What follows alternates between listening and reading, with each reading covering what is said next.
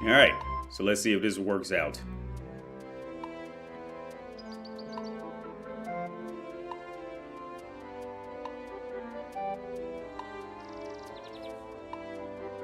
Doesn't look like it's working. Did all that.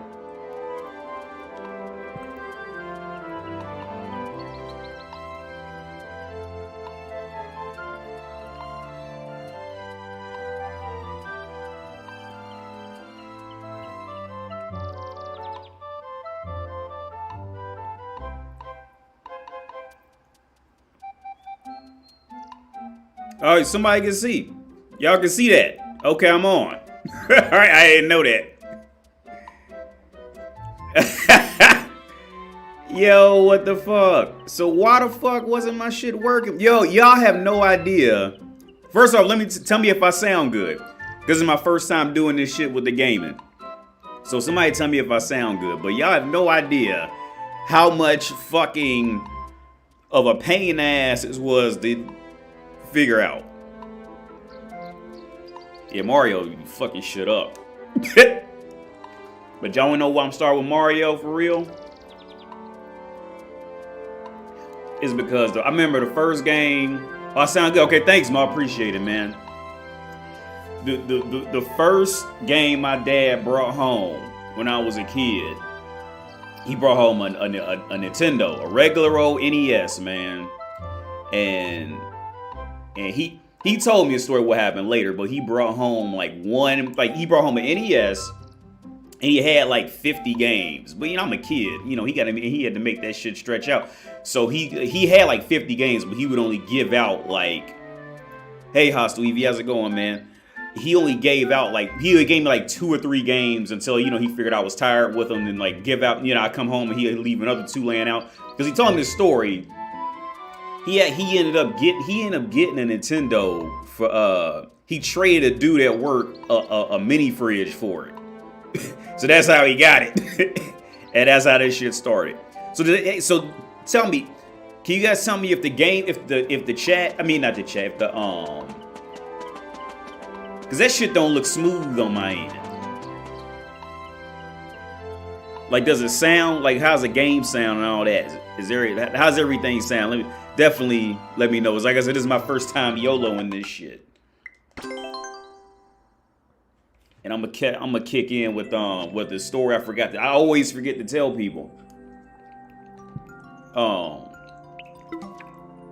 About when I hooked up with this girl who did this girl did about 10 or 12 years for murder. I'm used to look at that camera. I look at this camera now. She did like 12 years for murder. And I always forget to tell that story. Looks good. Looks okay. Okay. Word, thanks, Mr. Emoji's good. So I always forget to tell that story. So this when I was working at the VA, and these Japanese levels, these motherfuckers they always on some bullshit. That's why I don't like playing they levels. I'm gonna try it though, just to keep my ass talking. I can't make this screen bigger. Okay, anyway. What's up, DJ? How's it going? Joe Dirt. Yeah, so I remember I was working at the VA and a friend of mine said, I'm gonna hook you up with somebody. I was like, okay. What she look like, whatever, blah, blah. He was like, don't worry about that. Just trust me. Right? And so I met her. And she was legit. This seems loud as fuck on my end. I'm gonna turn this down. She actually ended up being a really good looking girl. And here's the thing, like she was dark skinned, right? And y'all know, like, well, I don't know if I ever talked about it, but I never really cared for dark-skinned girls. I always liked light-skinned or white girls. I mean, maybe it was. Maybe like my social conditioning or whatever the fuck you want to call it. But that's what it was, right? So, oh shit. It's hard to play and talk at the same time. But, so I remember when I met her, like, she was dark-skinned, short. like this perfect body. Like when I say perfect, I mean like perfect, right? And I can't play this shit and fucking talk at the same time. I need more practice. Oh, I YOLO'd that shit too far. So we so I remember I met her and we went to Walmart together. And like her legs, everything perfect. Like her dress perfect, her hair was perfect, short, dark skin, she was perfectly in shape. So we got to hanging out, and that's when she told me that she had did like 10 years for murder. I said, yo, like what happened, right? What happened? And she goes, what is dude? Cause she was from the hood. Cause I went and picked her up. She was on the west side of Dayton. For those of y'all live in Dayton, y'all know the west side of Dayton. This is my protein. I don't know what the fuck it is. High protein pudding. They don't use yogurt. It just say high protein. That's all it should say. But and she said, oh, so yeah. So why she was wanted for murder? Why she did time for murder was she said this dude was beating up her brother, and she just like flipped and went outside with some scissors and just started stabbing him. Right? Just started stabbing him to get him off her brother. Because he was beating him up. Well, the dude ended up going to the hospital and dying. So that's how she got murdered. And she did like 10 or 12 years, something like that. And she was a real cute girl. She was a real good looking girl. She was dark skinned too, which I'm not usually a fan of dark skin. She was dark skin, but she was legit like a really good looking girl, right? But I remember when we hooked up, like her shit was so tight. Like it was so tight. Like having sex with her, it was just uncomfortable. Like her pussy was so fucking tight. Like her body was perfect, but her pussy was so, it was just like you just couldn't even, it was one of them things like, okay, I'm getting off more to just having sex with this pretty girl instead of like the actual feeling of it. It was just like so fucking tight. Like you could tell she probably legit hadn't had much sex her entire life. Like her shit was like fucking tight. But she was cool though. I never had any problem. When it came to interpersonal shit, I never had any issues with her. She was always cool. Let me go back to these comments because I'm fucking. This is my first time gaming, so I'm YOLOing the fuck out of this. Mr. Moy said, AD, you gotta explain the mentality of Super Mario running around risking his life to save the princess, only to get a kiss. This man is traveling the world for giant plants and turtles, just dissects, yeah.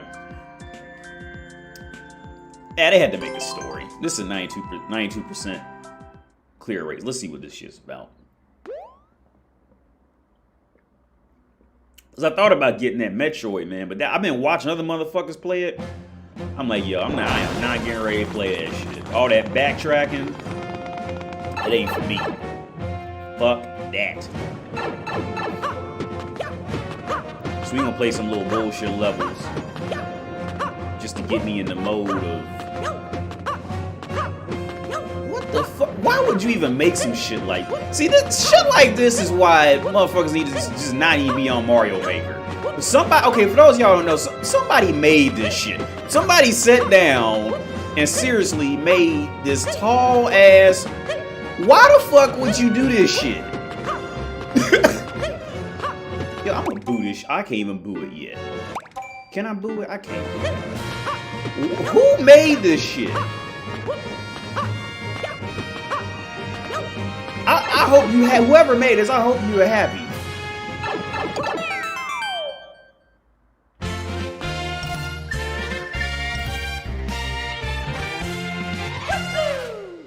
Why would you even make some shit like that?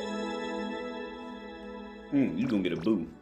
And watch me a fucking watch me a fucking 9-year-old or some shit. He booed my level. Don't give a fuck. That shit is trash. Should've got your parents to come in and help you with that. That shit was straight garbo. Just throw that shit in the garbo disposo. That shit was trash. Speed run. Let's see what this is about. A Plague's Tale. Word up. shit,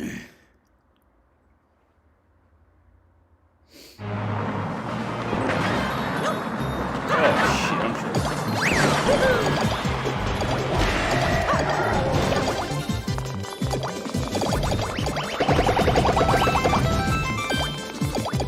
Yo, this is what this shit. Anybody on that? That's some shit.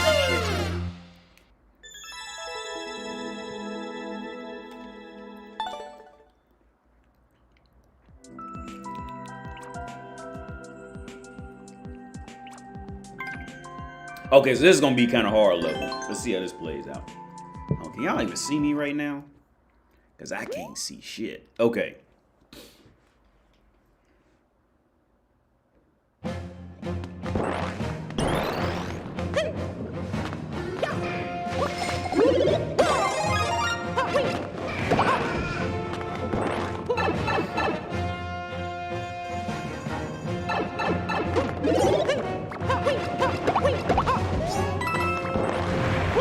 Oh, fucking hater.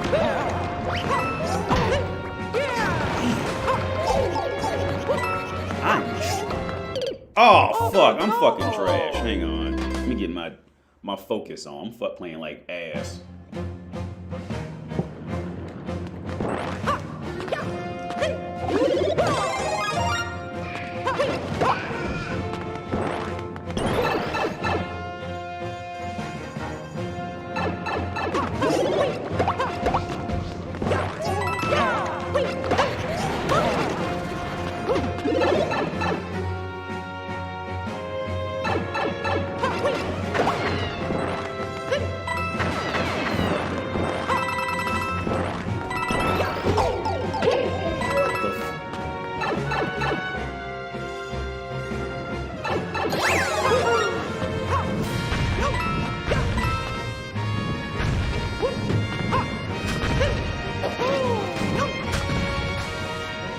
What the fuck? How the fuck did I slide in? My asshole is getting ready to get shaved off.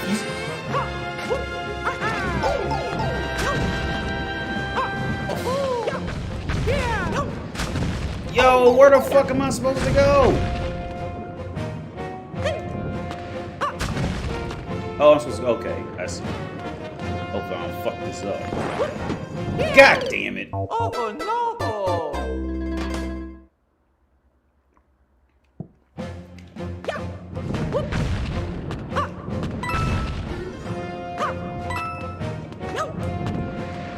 I was supposed to. Shit. God damn it. Oh no!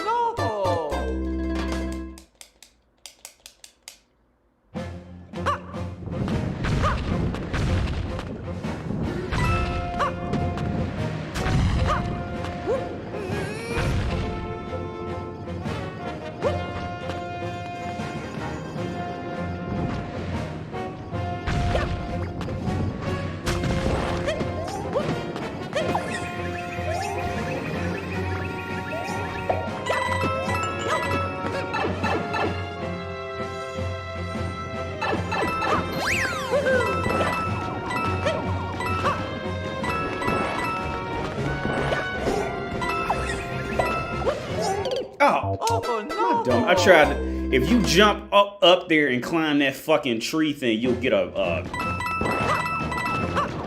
you can get something out of it. It's not guaranteed. Yes, that's what I was trying to do last time. When I was a kid, I used to play.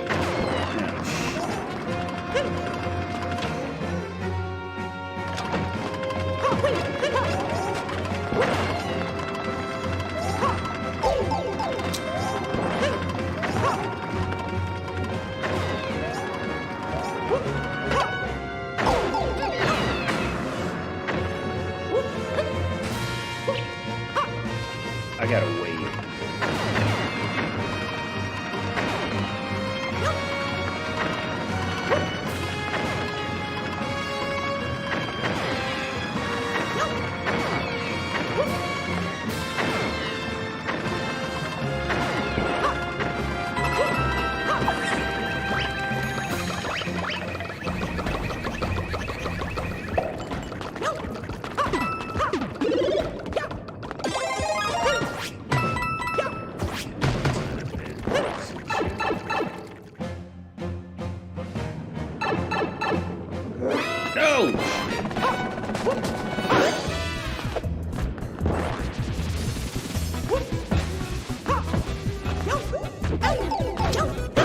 That's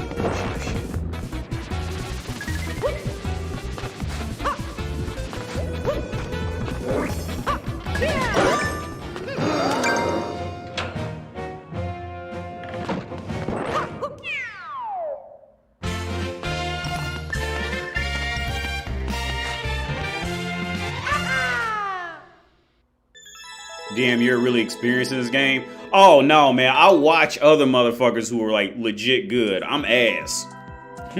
I'm straight. I'm whack at this game. I'm bad.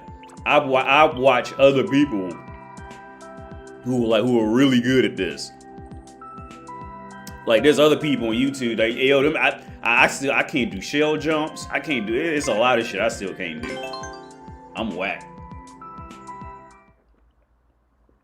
I just like to play this game.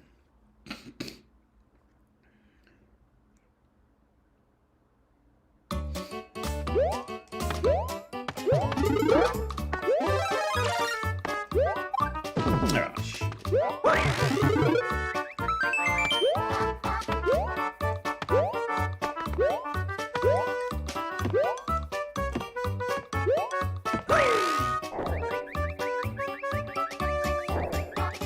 Go over the top. Oh, so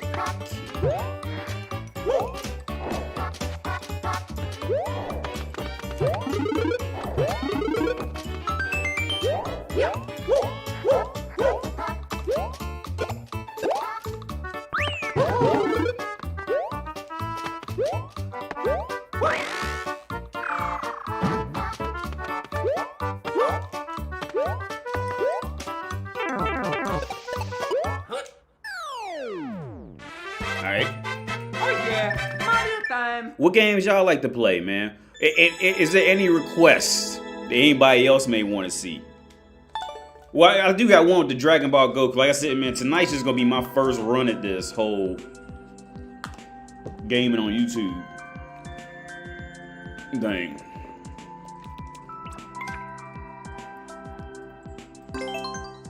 I'm gonna fuck this up.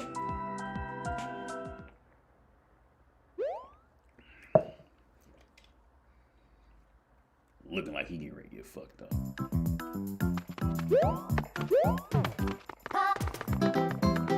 Oh. So if y'all don't know, yeah, they trapped me. That's what that was. I gotta die. I can't get out. So shit like this is annoying when you're playing alone, but it makes for good content. Yo, what the fuck? So I don't even know where to go now. This is it. They have these invisible blocks in here too.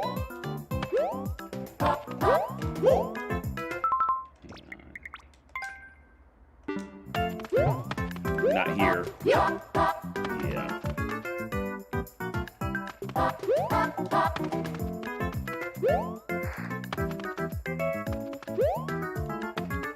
Where the fuck is it?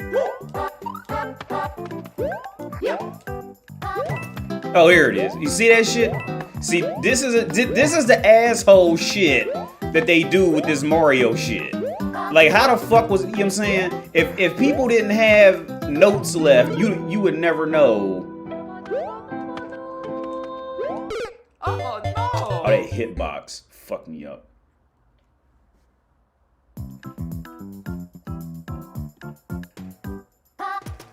If you could, can you play Borderlands? I'd do that. Because I've never played Borderlands. So I'd do that. This game is easy. I just pretend getting a game over equals child support and having lost sense. Titanfall 2 was fun. I remember playing that. I played Titanfall. Because I don't think I ever played the first Titanfall. But oh, this old silly shit. Here we are. Oh no! I ain't gonna ready to do that. That's too hard for me. That's that Japanese. I knew it. The motherfuckers always fuck you up. But no, I remember when I played the first Titanfall, man. No, I didn't play the first one. I played the second one. And I went into it. It has 4 out of 45, a clear rate of less than 1%. Y'all wasn't gonna do that shit. That was too hard for me.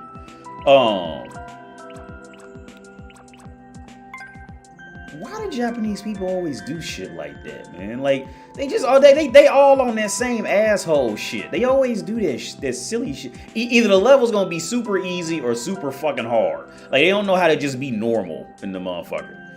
But yeah, I remember when I played Titanfall 2, I was expecting it to be some old basic ass first person shooter shit. You know what I'm saying? Something that you really wouldn't give a fuck about.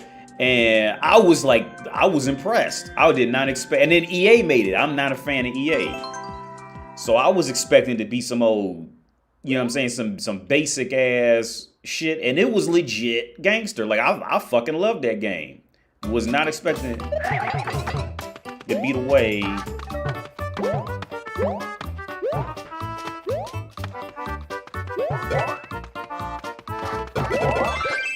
Oh, see, like I said, Japanese levels, either they gonna be super dumb hard or fucking, like, mentally handicapped easy type shit. Like, they don't know how to, I mean, if anybody's in Japan, if anybody knows somebody who's in Japan, can somebody explain that shit? Like, why do they always, it's always one complete extreme or the other with them. This looks like it's gonna be some bullshit, man. But yeah, Titanfall 2, that shit was gangster. That shit was gangster. I was glued to that. I couldn't stop. I'll be right back. I'm gonna get some more tea. But I was glued to that shit. I'll be right back.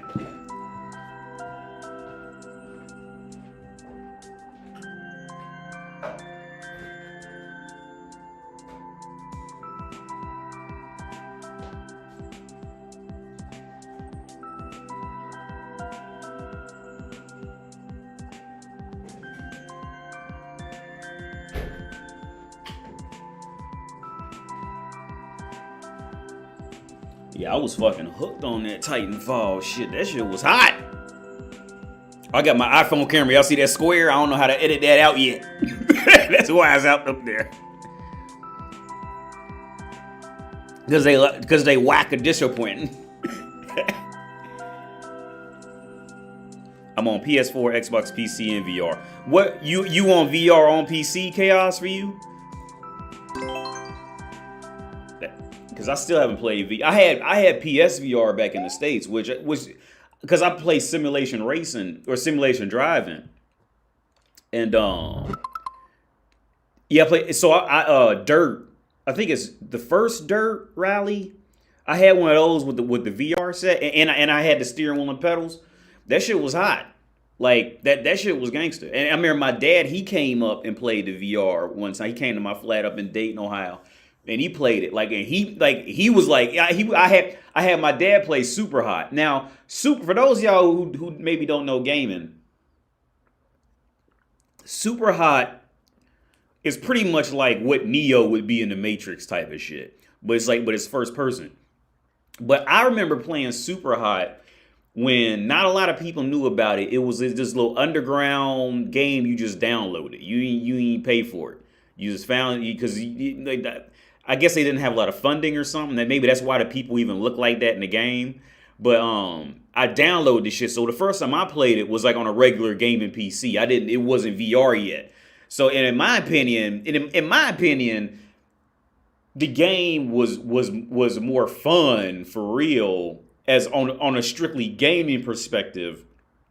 When you was when you were playing it like just like with a keyboard and mouse type of shit, it was, or you could play with a controller too, but it was more fun in that. But the VR kind of had this aspect to where like you didn't have to really be a gamer to enjoy it, because once you understood, you could pick this up and throw it, and then you could pick this gun up, shoot it, but it would run out of bullets, so that you throw that gun away. And you're saying, well, once you figured out how to do all that shit, like people who, because my dad, he's not a gamer, but he can pick up anything and figure it out, relatively quickly. So I remember when he came and played it, he was like hooked on it. Like Cause y'all know, cause it be scenes where you got like bob and weave and shit. He was like weaving around, cause I had the little racing chair sitting in the middle of the play. He was like, motherfucker was like hiding behind my racing chair, trying to shoot bullets or something. When y'all with the little move controllers, that motherfucker, he was like.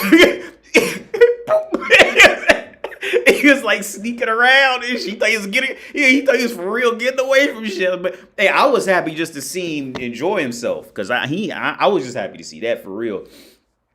But there's another game called, what was that shit called? The Last Guardian. What was that shit called where you was this little boy and this big ass wolf thing was following you around? The Guardian or some shit like that. And like that game freaked me out, and it for real kind of freaked him out too. But he didn't want to let me. He didn't want to act freaked out in front of me. Because when you got the headset on, and it's this big ass animal that just like comes down and like comes in your face like this type of shit, and be breathe like you literally expect to feel the warmth from that motherfucker's breath hit you in the face because that shit is so like. And I heard PSVR was like on the low end compared to a PC's VR. I still haven't played PC VR, any VRs on PC yet.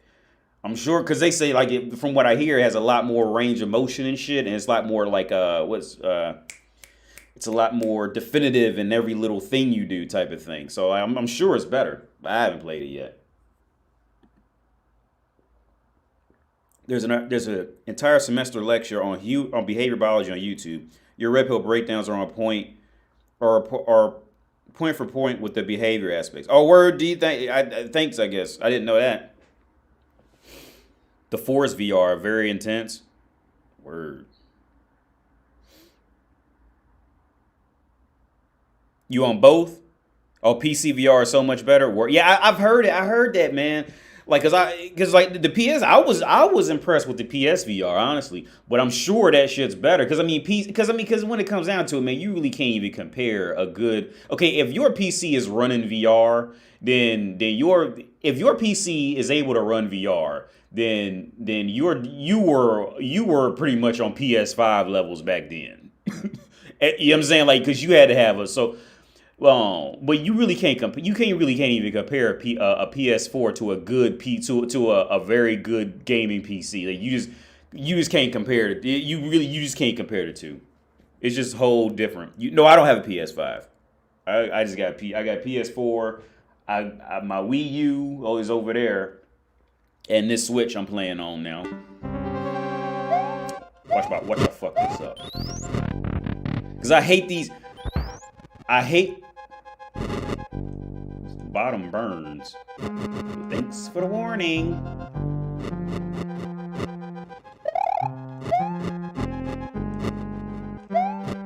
Ball. Okay. See this old pick a pipe silly shit? You might hear me pick a pipe and end up dead in 5 seconds.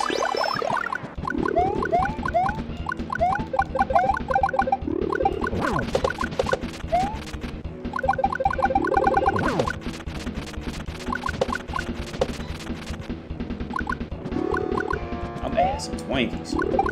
Bop! Got him! Oh!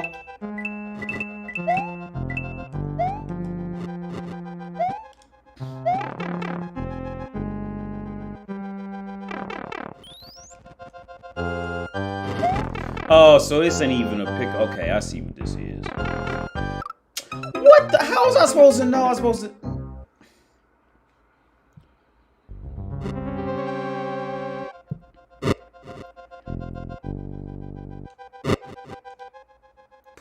Put an SSD in your PS4. I should, man. I just that's one of them things I just kept putting off and just finally just said fuck it. I'm just gonna roll what I got. Watch this be a trap.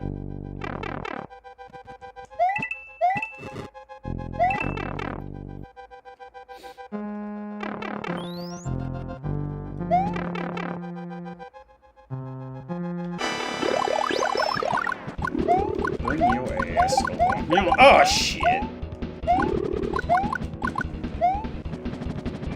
Fucker.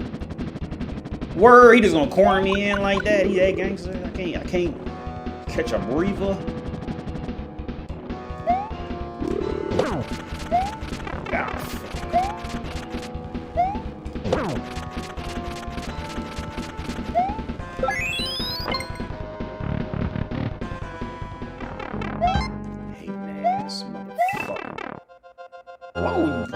He's gonna make me take.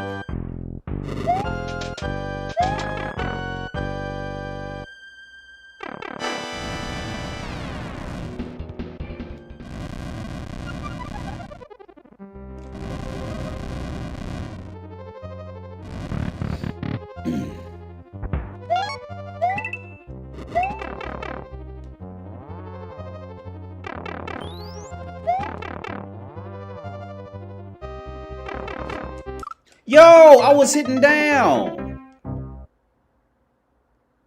Because, okay, I'm not doing. See, this is some old silly shit. I'm just not going to do all that again. You got to hold down to fucking, if you ride in that fucking bone shell thing, you be immune to the lava. Ain't nobody getting ready to do all that. I ain't getting ready to make it all that far just to die again, man. And see, shit like that is why there's some great Mario levels, but there's also a lot of Mario levels like that. It's just too long, and I just don't got that attention span for just to beat a level and shit. I don't know. Maybe I should to make content for the channel.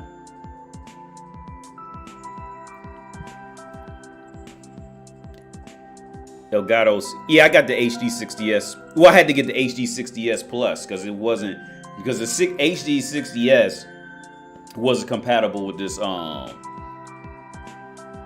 It wasn't compatible with this MacBook. The HD60S ain't. You got to get the Plus. If any of them got so many different games, always look for people that came out with Word Up Chaos for you. Big Greg, are you using a device to stream your game? I'm about to start myself. Got a PC, but want to make sure I'm not missing any accessories. Man, hey, Big Greg, what I'm doing, okay, my setup right now is literally, I got this M1 MacBook Air. I'm using my phone's phone's camera for the camera, so y'all might see this little yellow thing trying to. I don't know how to edit that shit out. I would fix it, but I'm just using my phone, the laptop, and the Elgato. And I got this TV to this small TV to the right of me. I'm playing on. Ew, MacBook. I'm so sorry.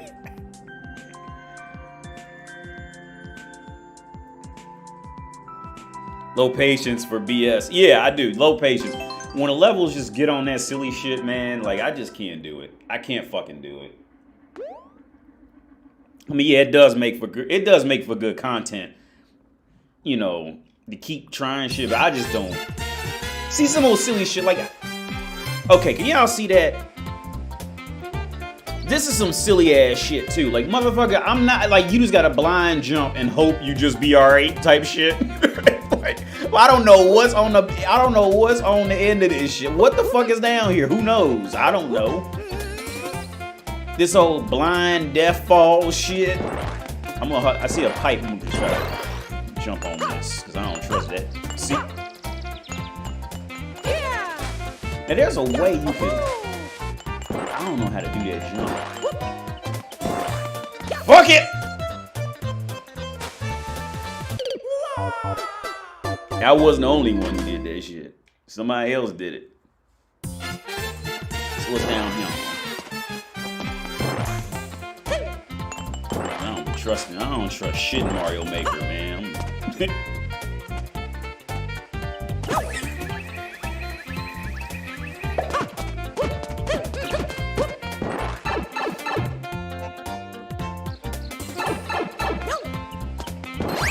Checkpoint.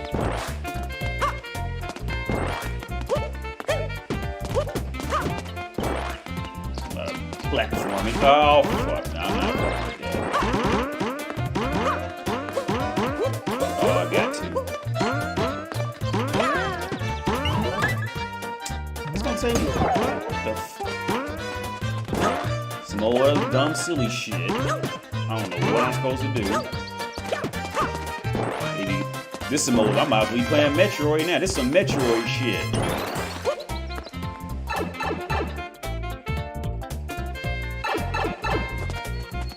Oh, it's right here.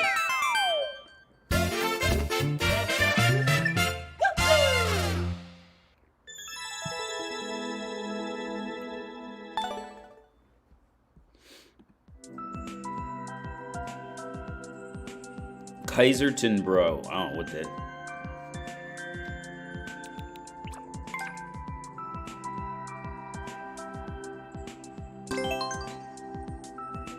Thanks, chaos for you.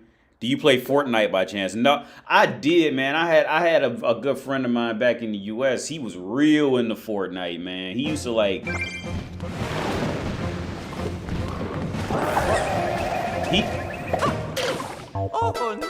he was real into Fortnite. So he would call me, like, and he's back in Ohio. So he's like, 6 hours. I'm gonna try something. There we go. Aww. He was real into Fortnite. So he used to call me, and like no joke, like he's a couple years older than me. That's some old silly shit. Yeah, we used to play that shit on team. It used to be me and him, and we both was ass for real. I was ass at it, but the only thing I didn't like about Fortnite. Well, you got to get used to the building shit. I'll give it that. Which, I mean, it was definitely a cool addition. That's some old goofy shit. Let me do this so I could talk and play at the same time.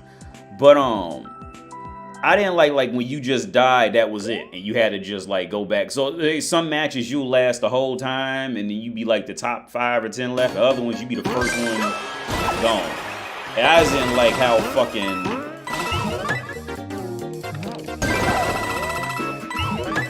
I didn't like just how fast you just fuck around and be out of there type of shit. Like, you had to, like, and that's some goofy shit, too.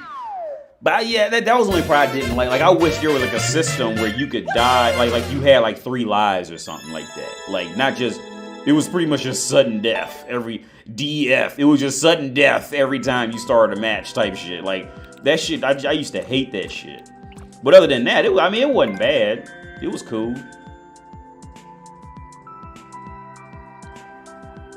A casual try hard, word up. But some motherfuckers, they get so good at Fortnite, man. Like any online game nowadays, man. Like, some motherfuckers, like, they get so good at it, yeah, because it's literally all they do is play that game. Oh shit! All they literally do is play that game to the point where, like, nobody new can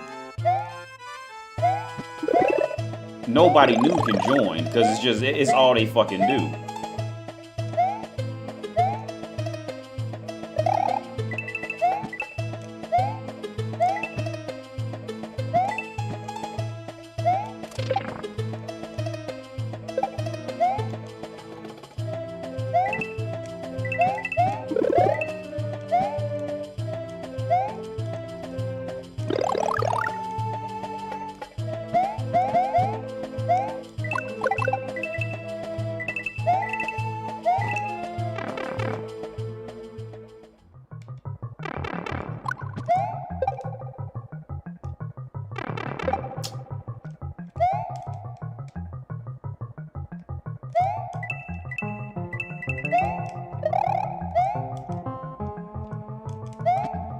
Fuck out of here, hater.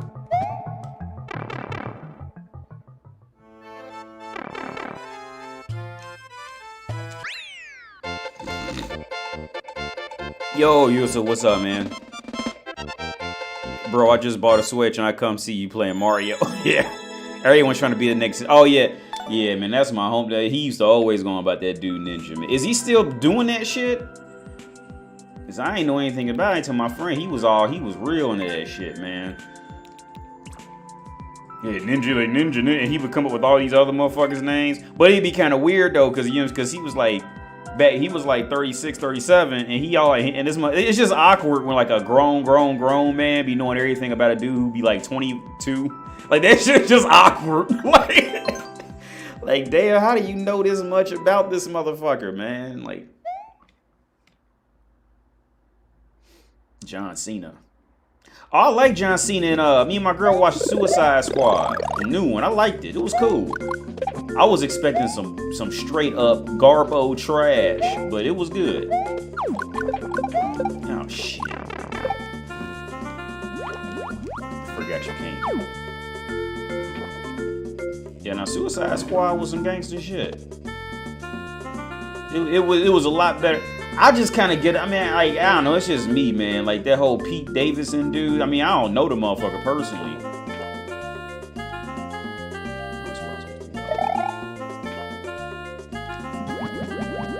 Oh, you fucking asshole. He blocked it so I can't get in that way.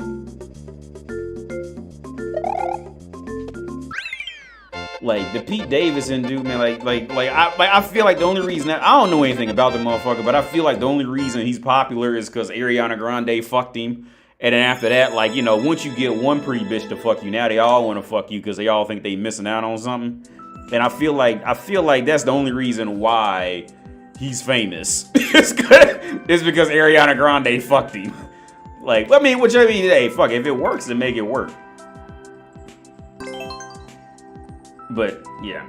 Oh, but I will say this: I like Idris Elba as the fucking he wasn't Deadshot. What's his name? Bloods? I don't know. Bloods? I don't know. But I thought he was much better than like Will Smith. I genuinely think they should just get rid of. Just Will Smith just can't do, because I'm just tired of seeing Will Smith play Will Smith as. You're saying Will Smith as attorney, Will Smith as, you know, this, as, you know, he's not acting, it's just him. Yeah, I'm just saying, like, I'm just sick of, like, I really think they should get rid of him and that Margot Robbie chick, man, because I feel like they're, like, DC has been just fucked up with that shit of, like, desperately trying to follow Marvel's footsteps and copying their shit like it's a formula. And it's pathetic. Like, it's just completely pathetic. Like, fucking, like, now, Man of Steel was great. And I still remember going to see Man of Steel. I went by myself to go see Man of Steel. I remember seeing that shit, like, in the theater alone. And I remember walking in thinking, this is going to be some bullshit. And it was actually pretty good. Like, I still like watching Man of Steel. That Man of Steel is still about, it's still about one of the best hero movies to date.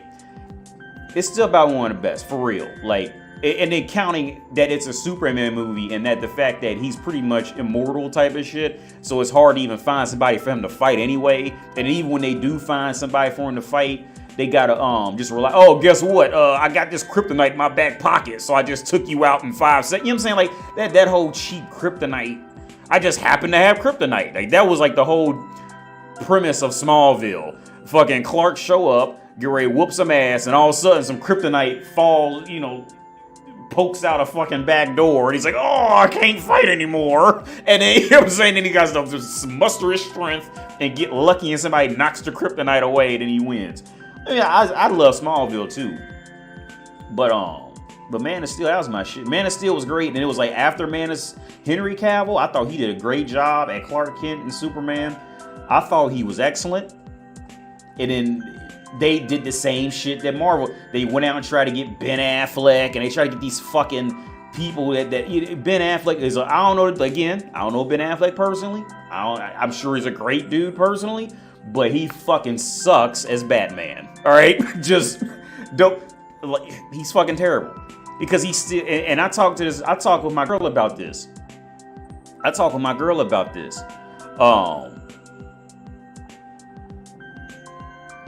To play a convincing Batman, you have to have some type, like a part of you. Okay, like Christian Bale. I didn't care for Christian Bale much either, but Christian Bale did a better job at, like, when you look in that motherfucker's eyes, you be like, that motherfucker might do some shit like that in real life for real. Like, if he had the money, like, I wouldn't be surprised if Christian Bale started beating up motherfuckers randomly on the street, because it's a part of him that's all. Where Ben Affleck, he just always Ben Affleck always has this slight smirk in his face, like he knows he don't belong there for real.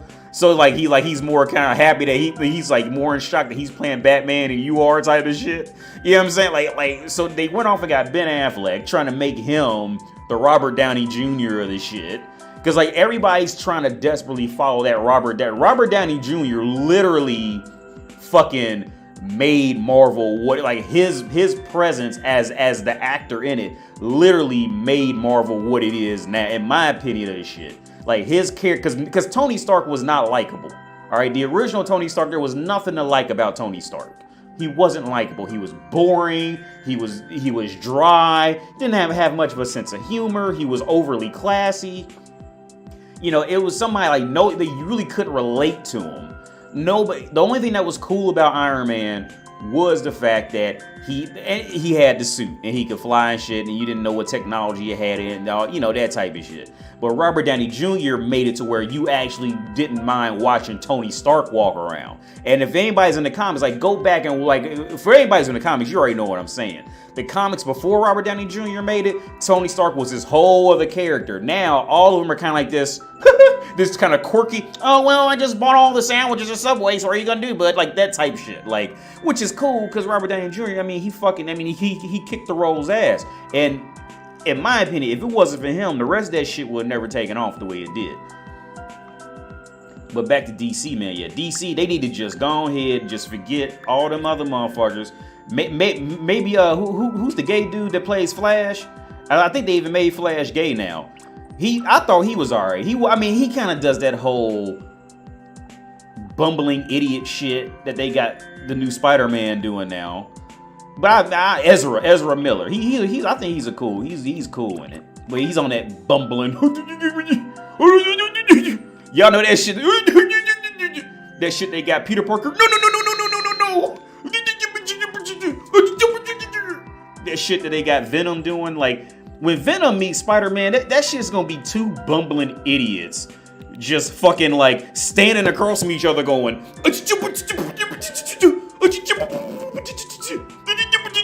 That's all they do. They're just bumbling idiots, and it's just fucking annoying to watch it. I can't even. I don't even like Spider-Man anymore because they made him a bumbling idiot. What's this? This is some old Japanese shit, so it's probably either it's probably really hard or really easy. We're gonna find out. It's okay. It's mixed in with me being trash at Mario, and then it's either really easy. Yeah, I know it's some old junk.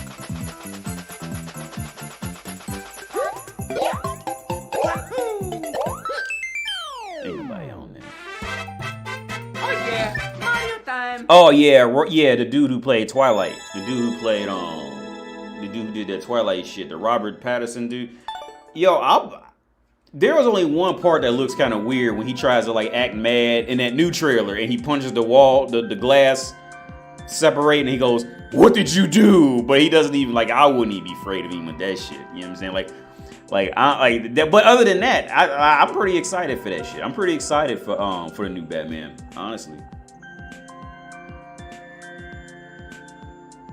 I'm pretty excited for it. And they finally grew out that whole origin story shit.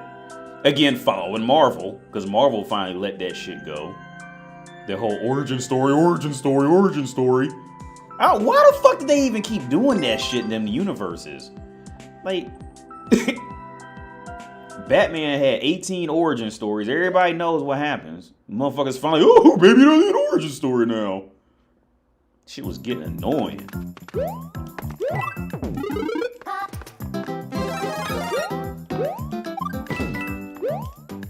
Damn coins.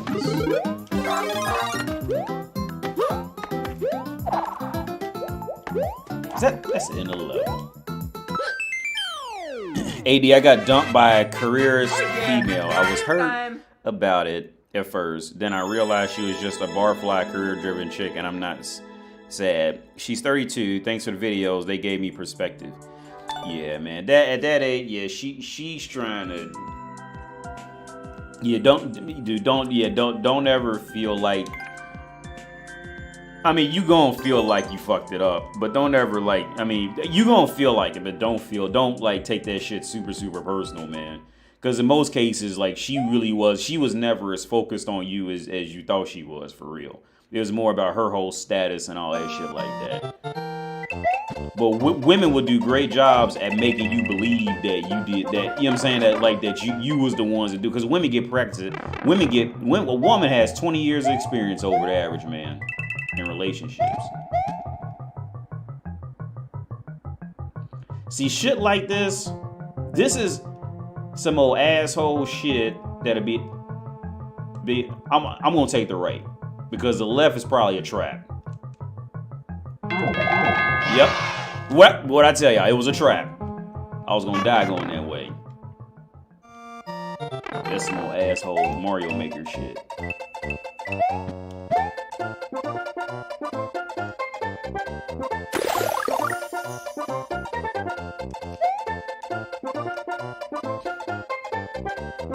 Let's just see what happens when we go this way. Yeah, fuck you, asshole. You ain't get me.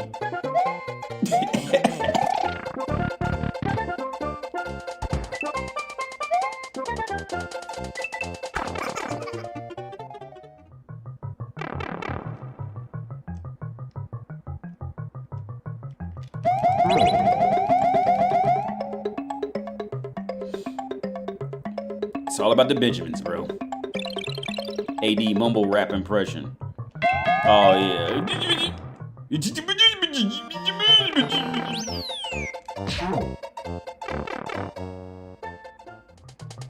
AD, I have you got your. Oh yeah, I'm gonna make a legit gaming channel. This was just my first YOLO, cause I didn't even know if it was gonna work. Just to see if it works.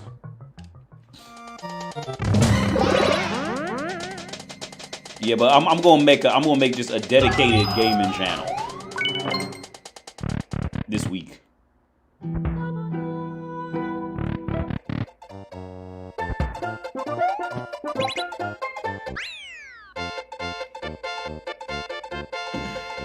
Superman's son. Yeah, I seen that shit, man. They tried to force a whole Superman's son is by. Who the fuck cares, man? I don't. All right. Oh.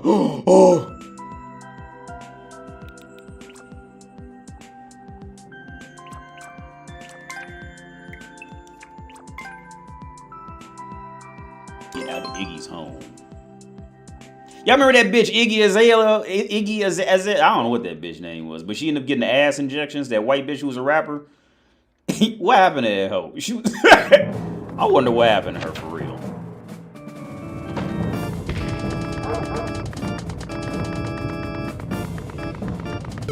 Oh, What? no. Oh. It was something at the bottom.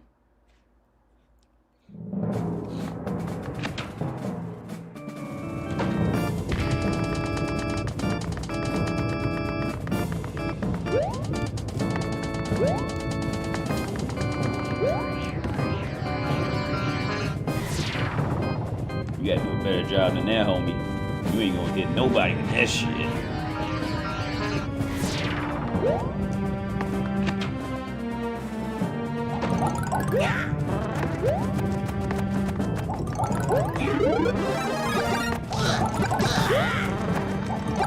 Yo.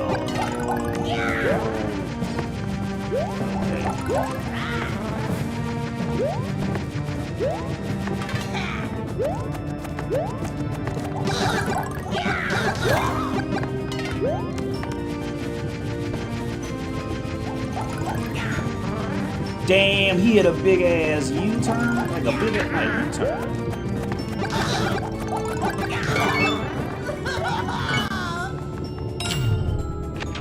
Watch, I need 2 keys. Oh no. She faded. Mario #1. Woohoo! She faded into either after one hit.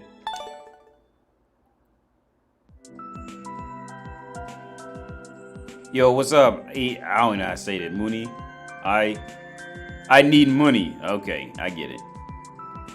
Hey, is this video game, is it streaming smooth or is this streaming like choppy and shit? Because it looks choppy on mine. Like I said, this is the one, this is the fucking YOLO attempt. First time YOLO attempt. So I don't know if it's streaming choppy or not. If you want to pop all you need is a breakdown game in real life. Like do a game analysis breakdown in real time over a combo someone is having. Smooth, it's smooth, pumped out pattern? Okay. You know, on my end, it's like choppy. Okay.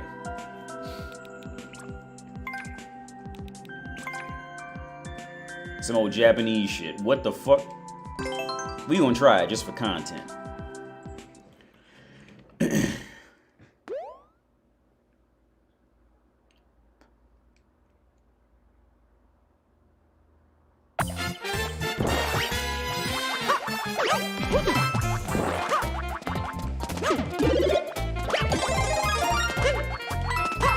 Yeah.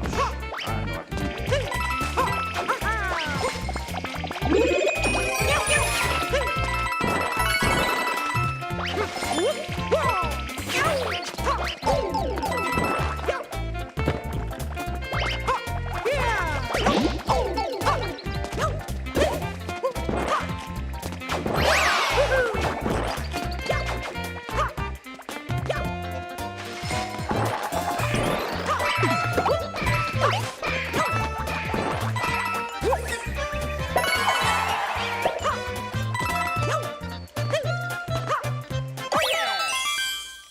Would you ever play a game request by the audience or give the audience a select the games you want to play? Yeah, somebody brought up Borderlands. So I tell you what, I'm going to make a poll either tonight or tomorrow to see what would be requested, and I'll play that. I did want to reply to this a watcher sent me a message. I'm gonna read this real fast. It says, "What's up, man? Just a question for you. Oh no, not that one. That's the old one. Okay, so I hope you're doing well, brother. Do the local people of Prague know who Kylie Jenner and Travis Scott is? I was talking to a girl who was going to pharmacy school, pretty smart girl. She sent me Kylie's pregnancy video. Then I thought about what you said. Yeah. Here's the thing, and I told my girl about this. I didn't tell her who sent it, but I told her about this. Because my girl, okay, yeah, she knows who Kylie. Okay, you can't. There's very few places on Earth you can go, and those places would have to have no cell phone technology or Wi-Fi at all for them to not know who everybody on Earth. I say Kylie Jenner and Kim Kardashian. The Kardashians are pretty much like what the Jacksons were, like 20 years ago. The entire world knows. Yeah, you can't go anywhere and say Kardashian or Jenner and at least women not know who they are. Every girl on planet Earth knows exactly who they are. Everyone, every woman. So he continues. Because at some point, women are gonna worship other women in some way for being prettier. For being prettier. Like they hate it, but they also have to worship it because like that's their foundation of being valuable to man. Like that's their foundation to at least be able to get through the front door and be valuable to man. Now most of them after that they don't have much to offer. But the woman's mind, she's not okay. Woman's mind goes, if I'm pretty, then that man will just create everything after that for me, and all I gotta do is sit there and be pretty. And this is why so many of them end up getting pumped up and end up writing articles on bold.com. Anyway, continues. The comment says, it continues. You said that shit like weddings, bridal showers are like porn to them. Yeah. I've seen it many times. Chicks would be scrolling through Instagram and be stunned at wedding pictures. Then it hit me at once. The proposal to wedding, reception, and bridal shower and birthday parties is only for the chick. Yeah. Oh yeah. Sure, definitely. They love the attention that they get during those events. It seems like they are getting high from those events. They almost look like a crack fiend. Yeah, for sure. Yeah, definitely. That's because with a guy, as a man, like when you got somebody, when you got a decent spouse, like you don't give a fuck about weddings and all that other shit. Like, but at the same time, that's where a lot of guys fuck up too. Because let me turn this down. A lot of guys fuck that up at this same area because our goal. Well, like Dave Chappelle said in one of his old stand-ups, he said, a man's goal is to get a woman, and a woman's goal is to get attention and materials. But the thing is, like, once we get, I probably fucked that up. Once we get the woman, like we're just like on relax mode type of thing. Yo, what the fuck? So when we end up on that relax mode, like the woman is still craving all this whole other shit.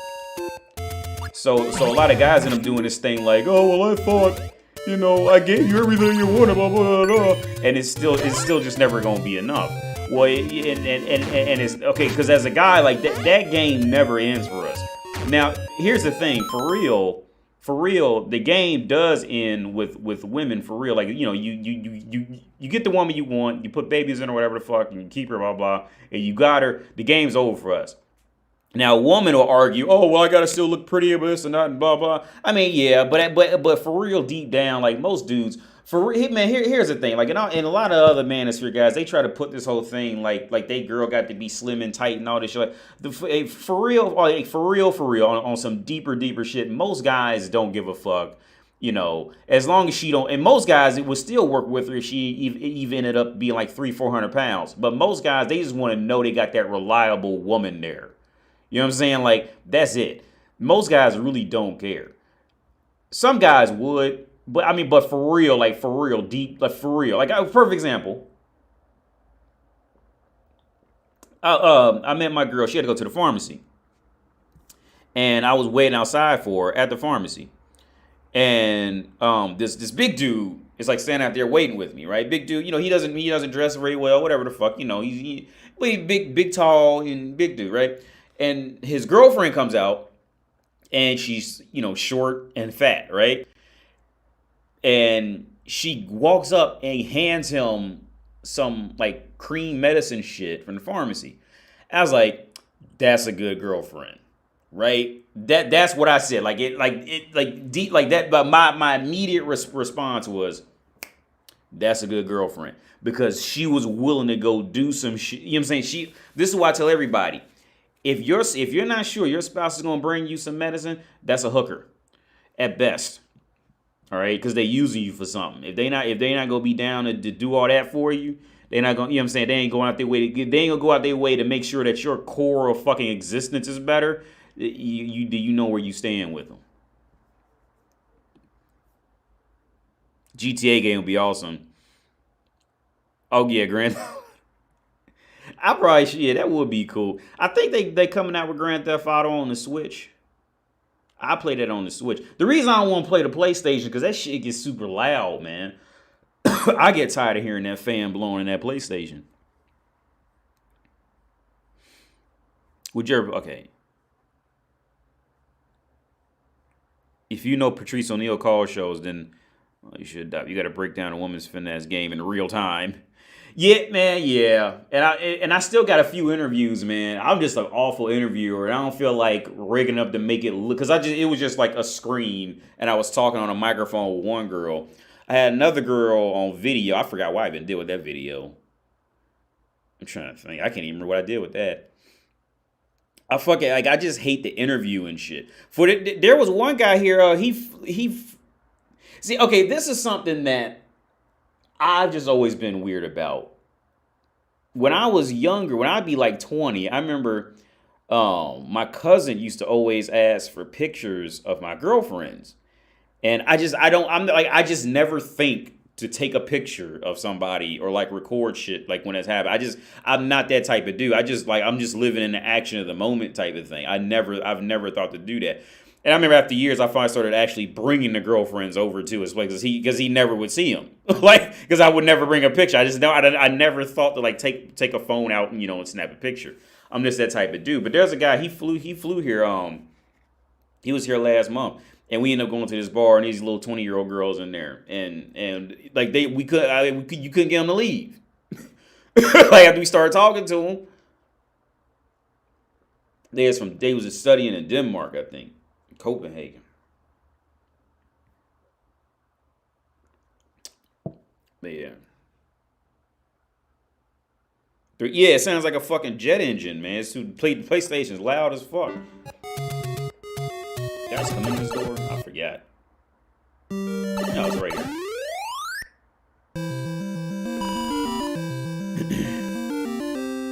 Hello, Albert Chang. Sims? Sims, I've only played The Sims on iPad. which I loved it. I honestly, I loved it. I got addicted to it. I was addicted to that shit.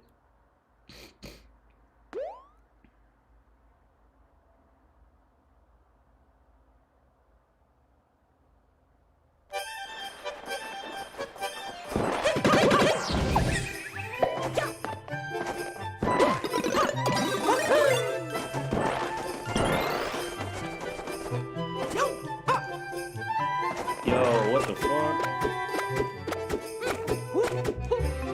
Wait, how do I? That's it.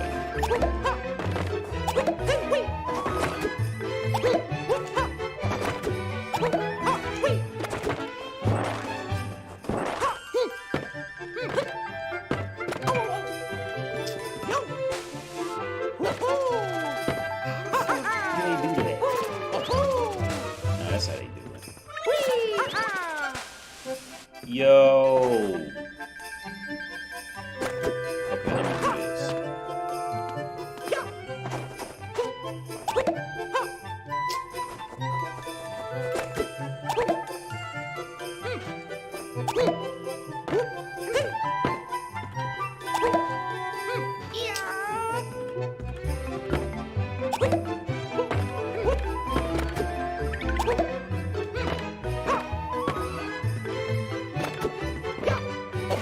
Ah.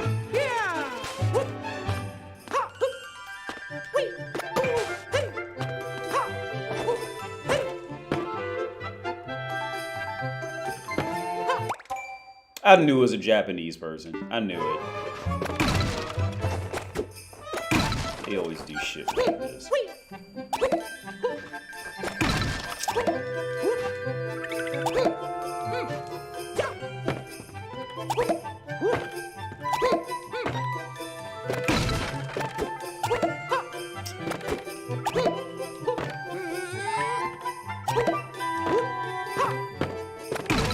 Shit.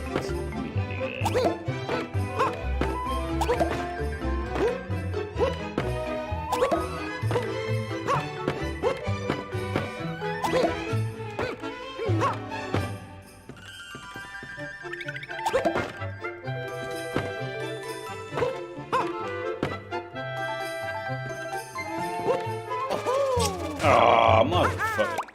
I'm not doing this. Fucking Japanese, they always do shit like, they always do some fucking asshole. Like, it's either too simple, it's either way too easy, or it's way too difficult. And it's always like, and usually it's like this fucking perfect pixel shit you gotta do to get over it. I don't know why the fuck, like, I gotta go to an Asian country to figure out, like, these little intricacies about, like, why are they so caught up on this perfectional shit? Perfectionist, not perfectional, perfectionist shit.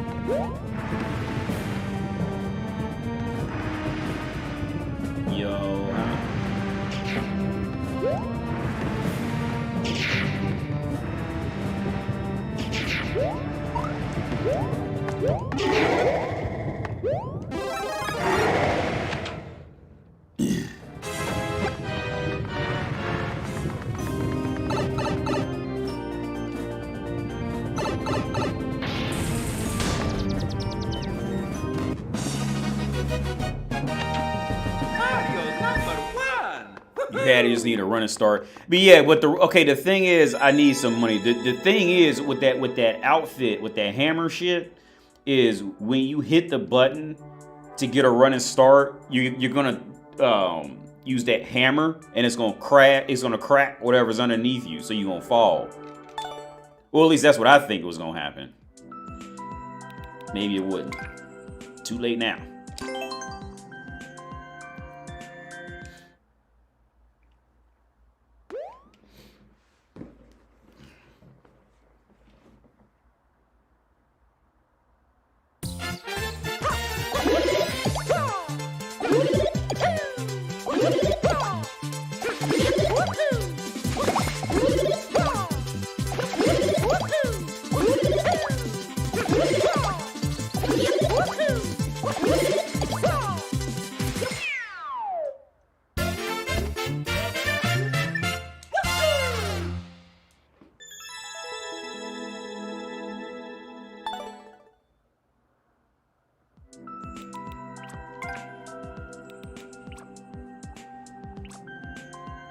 This is like might be something decent.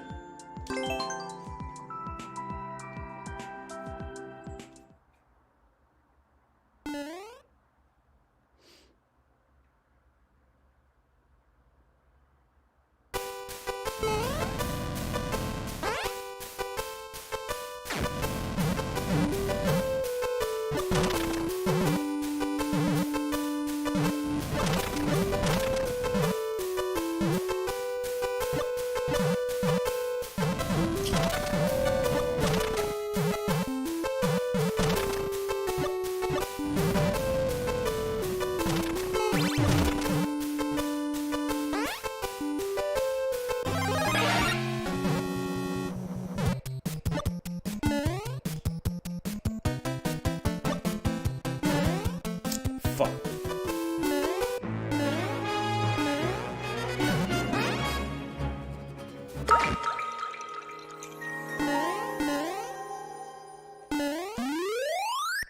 That was some weak shit.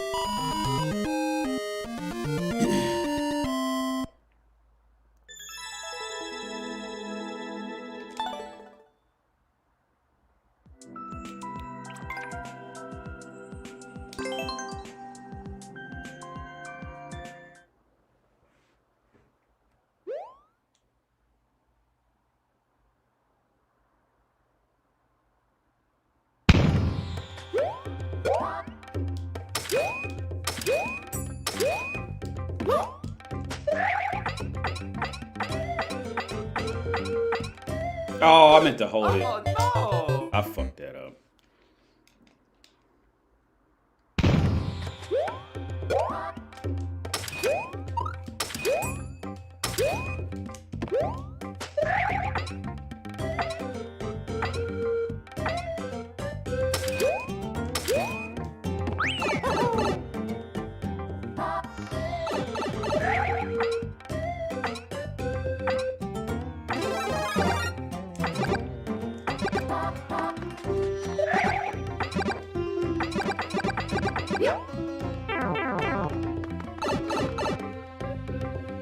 Wouldn't that shit be gangster? Like, what if you could like just start spinning and start jumping on fucking needles and shit? Like, would that be gangster as fuck? Like, you just start spinning, you just jump on motherfuckers biting you.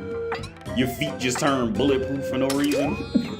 Hit a Michael Jackson moonwalker on them bitches. Oh yeah, Mario time!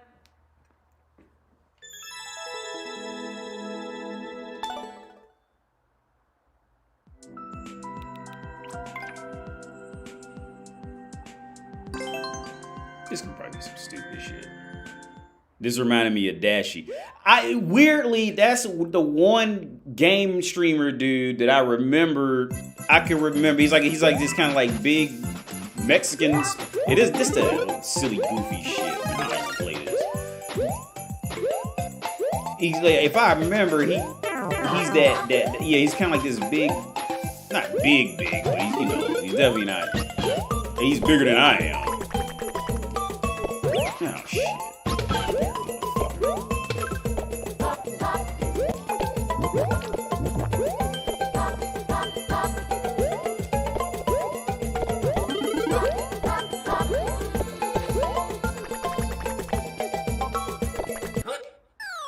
Dashy's the one. I don't even remember seeing like 2 videos from him though.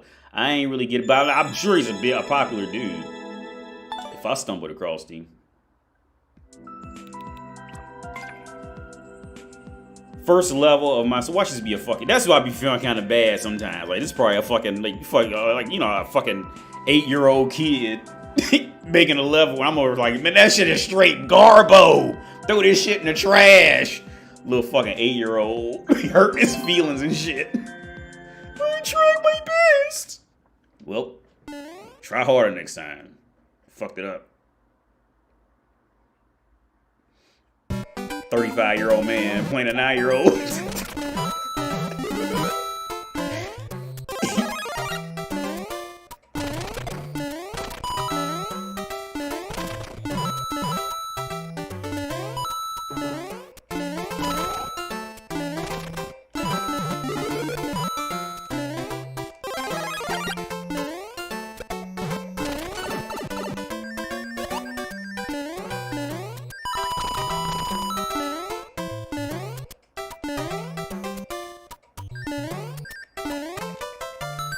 That's alright.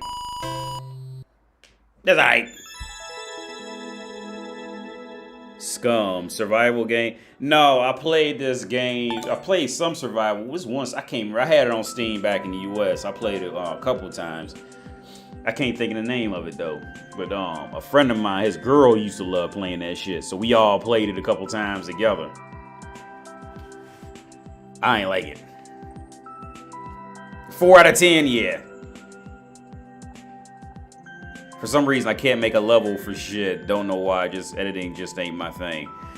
Yeah, I never even tried it. And I think I tried it like once or twice. I just got bored with it. Like immediately as soon as I opened that editor, I was like, yeah, I'm checking out. I can't do this. But again, okay, but then too, I got this shit. I got Mario Maker 2 pretty late.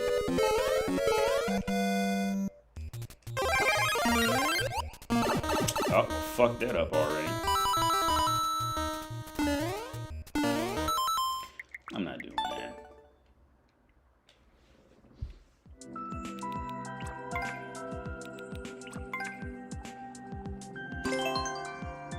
Quick, okay, mamma mia.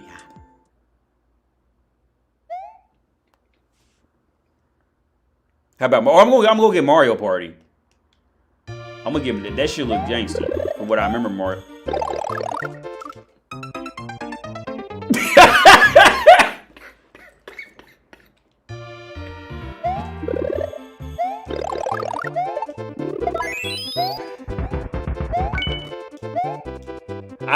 That was pure luck. I didn't even. I'm just going. I was just running to the right and jumping. I didn't know what the fuck was gonna happen next, for real.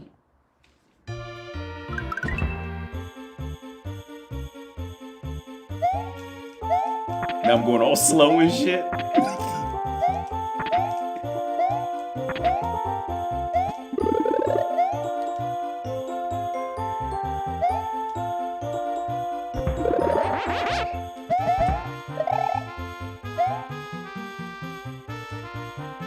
I don't know how to fly, man. Does anybody know how to fly? I never learned how to fly because they be doing that about that. I never learned how to do that shit. Oh, that was a Yoshi right there, you fucking asshole.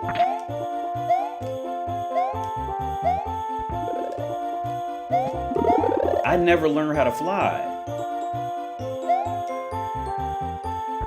Oh, and it's gone now?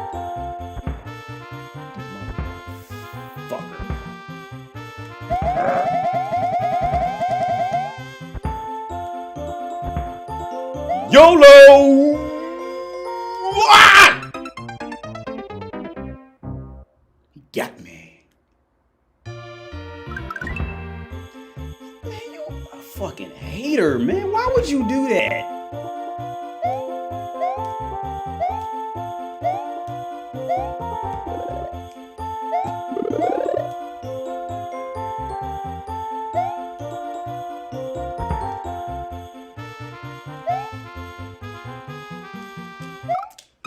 I did the same shit again.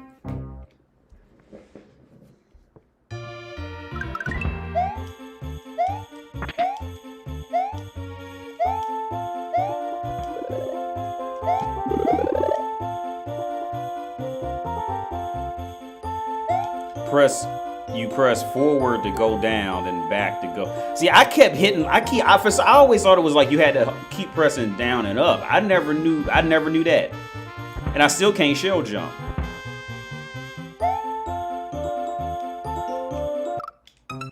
Yo, I tried to put the brakes on. Y'all see that time? I tried to he was like on that, he hit that shit. That motherfucker. I tried to put the brakes on. No, not in the snow. We need them some snow boots for that, baby. Almost fell off right there.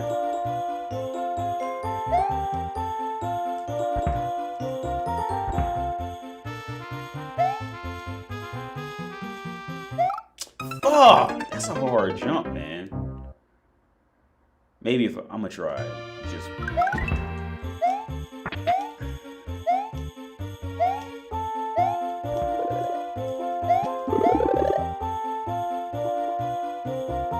Like, what if this shit was like real life? Like, what if you could just hit blocks and a fucking vine would just start growing and that you could climb up? That'd be fucking crazy. Like, what if this shit was real? Like, for real, that shit would be fucking crazy. Damn.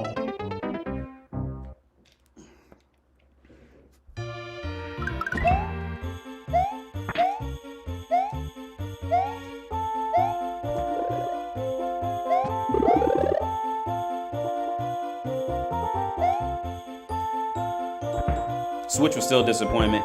Yeah. For real, I got buyer's remorse for it. I for real do, man. I just don't be telling nobody. But I have buyer's remorse. Like I really. Hold on. Ah, are you fucking serious? I ain't know he fell out the whole thing when you jumped on him. I thought he stayed in it. I got buyer's remorse for buying a Switch for real. If I get okay, if I go back in time, I wouldn't have bought it. I would have just illegally downloaded my shit like a respectable human would do, instead of do some shit like buy a Switch.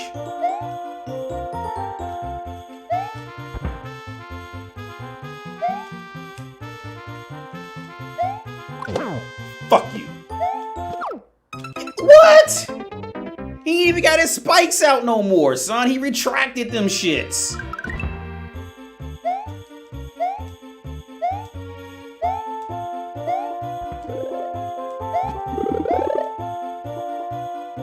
I really want this. I want that Steam Deck for real. But with them scalpers, man, I know I ain't getting ready to buy that shit because they gonna be talking about some $1,500, $15,000. Hold on, let me focus.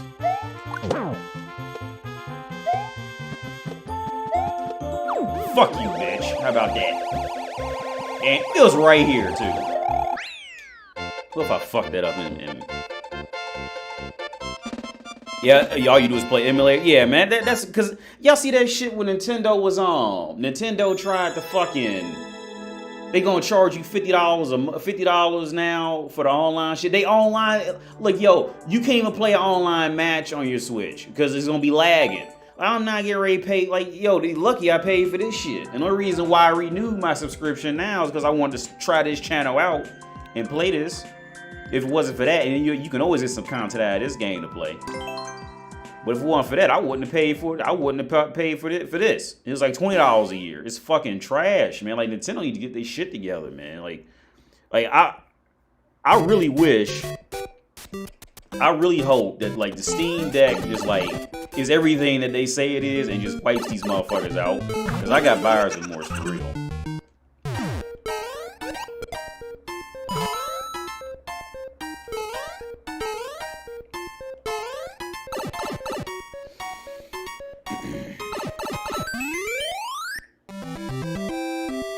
Cause I really want to play that other Paper Mario. I want to play that original Paper Mario. That shit was gangster.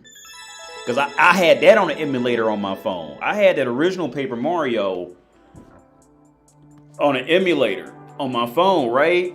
And I remember I was laying in the bed playing that shit like all day. Cause that was back when you could actually die in a Mario, you know what I'm saying, in a Paper Mario. That was before like it really did this hand holding shit, right?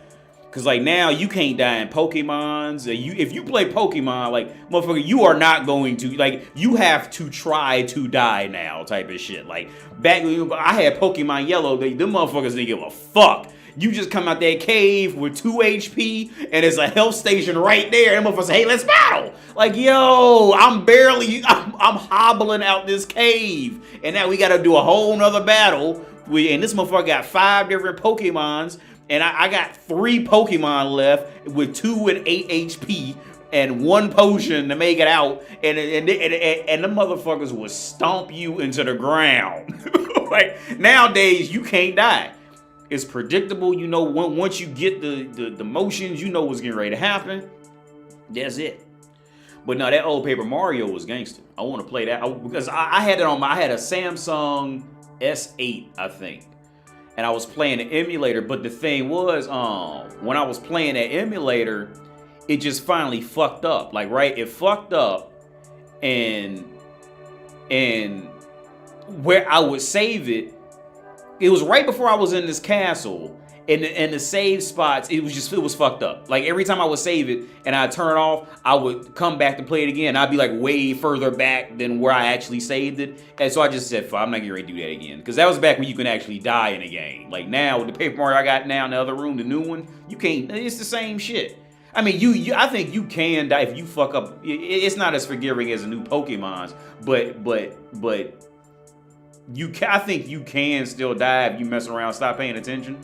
Type of thing, yeah, you can, but it's just like it's just trash, man. It's garbage. I got buyer's remorse for this shit, for real. I can't even lie, I really do. I got buyer's remorse for it. Spore, I always wanted to play Spore. I never played it. The game developers probably just got lazy. Yeah. You also got to remember it takes a lot of thought and strategy to make those games hard as fuck. Yeah, that's true, Elijah. Yeah. To make them hard to the point where because I heard that with the new Metroid, because I did play the old Metroids on Super Nintendo. I never beat one because I get tired of that backtracking shit.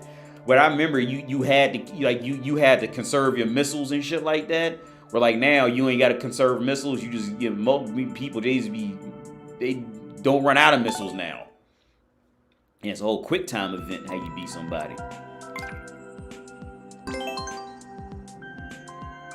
But no, yeah, I got buyer's remorse for this Switch. Like, if I could, like, I would just get all my... Because I got the drift shit on the Joy-Con. I'm like... Nintendo's next console has... It better be something. What's this motherfucker? I want that mushroom. Get that shit out of there. Come on, buddy.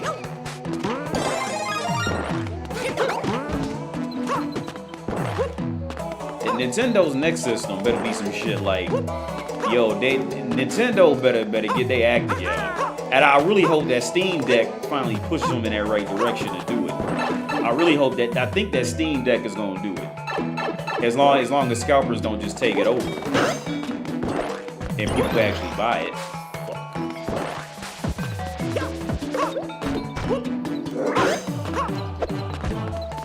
But here's the thing. Okay, but the other part with that shit, man. Here's the thing. With the Switch was still capable of making some gangster shit. Like I like Mario. I love Mario Odyssey. Breath of the Wild was gangster. I still love this shit. But like they just it wasn't. I don't think it was really from. Oh, I know I can shoot it down. It really wasn't. The hardware, man. It was like they just stopped giving a fuck. Kill me.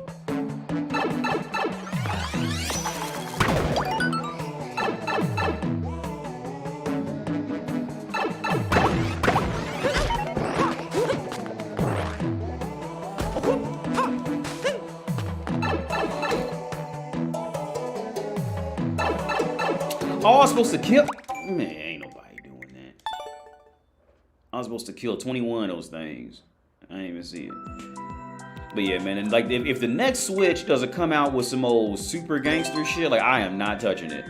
I am not gonna buy it. I am not touching, I'm not spending any more money for Nintendo until they get off their fucking ass and stop coming out with some same old shit.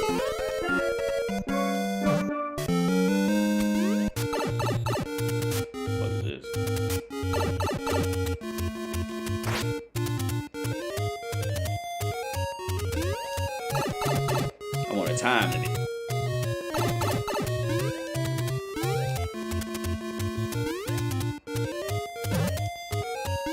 Oh shit. That wasn't a gangster time limit. Yeah, Odyssey was gangsta. I loved Odyssey. I for real, like Odyssey was one of them games. Odyssey, like with Breath of the Wild, both of them was Odyssey and Breath of the Wild was two games that I literally would like go. I would wake up playing it and go to sleep playing. And I say this, you know when a game is like, I know when a game is real good, right? To me. So when a game is real good to me is when I've been playing it, like waking up and going to sleep playing it, and I start feeling bad, like it's getting ready to come to an end, and I for real don't want to progress much anymore. Like I want to stay in that world. Like that's when a game for me is like. Now on the flip side, a game like Nier Automata, like you never really knew when that game was going to end. So it was like I was already programmed for that way of thinking. Like, I've been playing this game for about 6 hours now, 7 hours, 8 hours, 9 hours, 10 hours. Like it's got to be coming to an end sometime soon. You know what I'm saying? Whereas Nier Automata was one of them type of games. Like Nier Automata, I didn't know this going into them Nier games, but they all got like at least 3 endings, right? And the 3 endings usually take you down a whole different path. It's not one of them cheap 3 endings where like now you play as Sarah, but it's the same shit. You know what I'm saying? You just Dante in the skin as Sarah. It's like slightly different fucking text. Like it's a whole different storyline type of shit. And that's how Nier Automata had its own thing. But yeah, Mario Odyssey, loved that shit. I loved every second of Mario Odyssey, every second of Zelda. I didn't like Astral Chain. I just bought this game last night for like $3. I really want to play that. I'm trying to think of another game I really genuinely enjoyed other than this for a while. I mean, I enjoy it for its own reasons, but I can't even think of another game I genuinely fucking like. Bayonetta. I always like Bayonetta. I'll get Bayonetta. Those platinum games. I always like platinum games, except for that Astral Chain. Astral Chain was just like the ass of. It was like it felt like Astral Chain was made by all the worst parts of platinum games. Like everybody who got fired from platinum games got hired to make Astral Chain. Like that's what I felt like. I just didn't care for it. If you like Bayonetta and Vanquish, like you don't like Astral Chain was like a complete step in the wrong direction. Except for that whole like the kind of art style type of shit. You know, the little outlandish, not outlandish, but the kind of eccentric storyline or character, the reason for the characters being there type of shit. Oh, there's one game I want to play that remind me of Astral Chain. No, I'm not gonna get the Switch OLED, Elijah. I'm kind of interested in first-person shooters. There's one game that looks like Astral Chain. It looks like Astral Chain if Astral Chain had been good. Let me look this up real fast. I forget the name of it. But it's on PS4 though. It's on PS4 and PS5.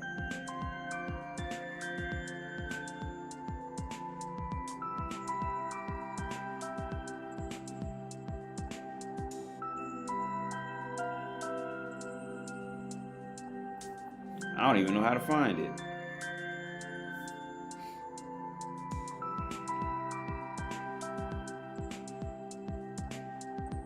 Oh, here it is. I think this is it. I think Astria Ascending. Is this it?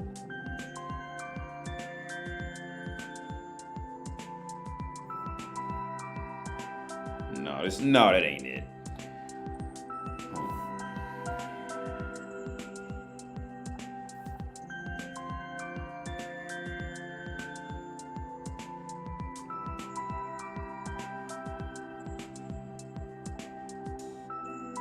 Because it looked like I said, if Astral Chain had been good, that's what Astral Chain would have been.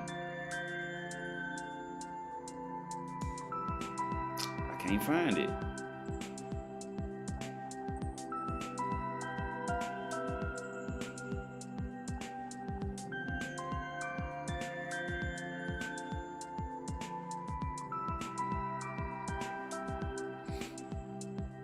Oh, Astro's Playroom, that was good on PS4 VR. That was real fun. I think that Astro's Playroom shit. Y'all, hold on, let me see. Can y'all see that? That Astro's Playroom. Can y'all see that? that game single-handedly in VR, that game could overtake anything Mario's done. Those motherfuckers, they did a great job. Astro's Playroom playing that in VR. Playing that in VR, that's a whole nother experience than playing Mario. Like Mario, like Astro's Playroom is seriously the successor to Mario for like in that 3D shit. Like Nintendo is hobbling. All right, for real. Don't let that Mario Party shit fool you. Like Nintendo is hobbling. Them motherfuckers is running out of ideas and shit. They are hobbling. For real. Like they getting lucky because motherfuckers just can't get over Mario. like okay, Mario and Nintendo is Mario and Nintendo is like, for those of y'all who know the NFL, Mario and Nintendo is like AJ Green, what AJ Green was to the Bengals. Like AJ Green, as soon as AJ Green got hurt, the Bengals they were absolute garbage. And I used to be mad because of that, because they based their whole offense and existence off one player, and then when that one player got hurt, they were useless. What's this? But Mario, Nintendo is hot. I for real got buyer's remorse with this shit, man. I really do. That's when you know you're getting old. None of the new games are getting appealing. Yeah.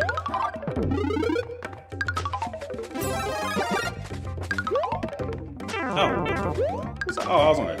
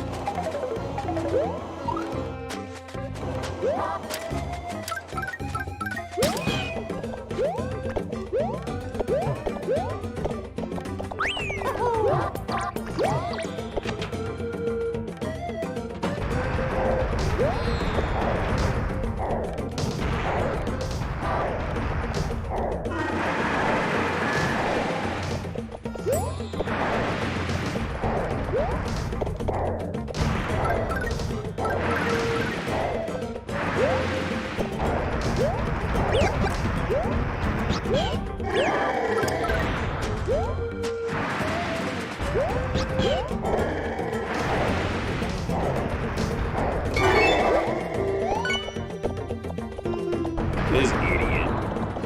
This motherfucker. That motherfucker is doing laps. The Bengals need to go ahead and sign him. Put his ass at wide receiver. Put Yoshi at wide receiver. That motherfucker is doing laps. And look at his feet. Like, that motherfucker is running so fast, his feet don't even bend. That motherfucker's just staying straight. He just flapping them bitches. I wonder, could you imagine the muscle strength in Yoshi's feet to be able to do that? That motherfucker that's gangster. You can't make that up. Fuck you, Bowser.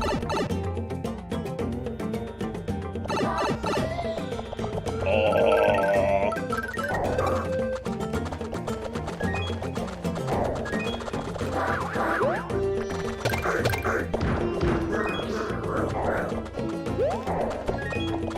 Yo, these hating ass.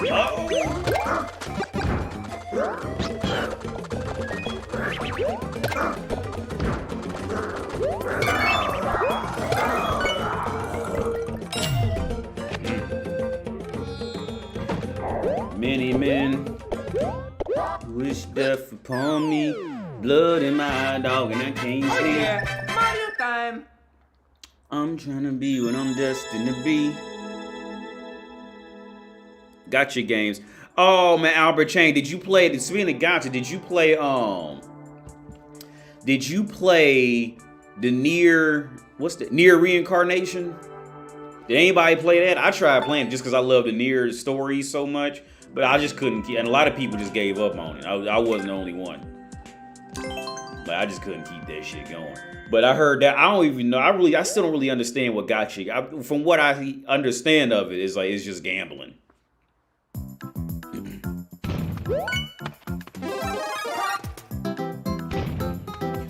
Oh, do I really gotta do that?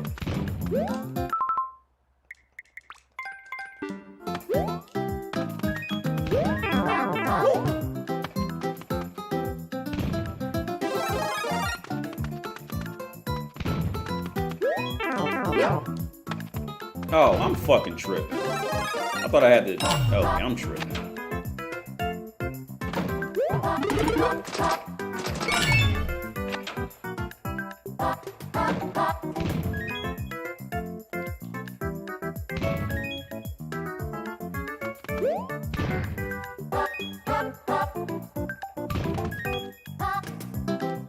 Wait, how the fuck do I get this? Because the flag is underneath these ice blocks. That's the end of the level, but I can't do it unless I have a firefly to burn it. But I can't even get over the top.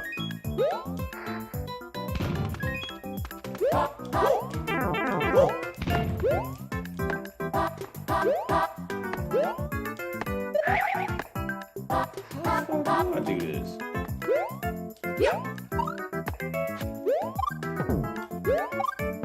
And I can't, because if I was bigger, I could break it. How the fuck do I do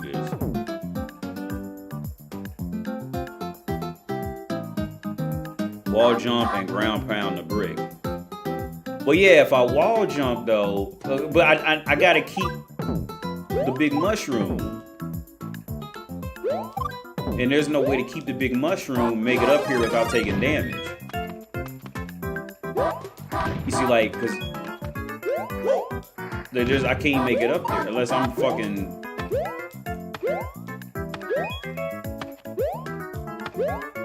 Unless they put a hidden block somewhere.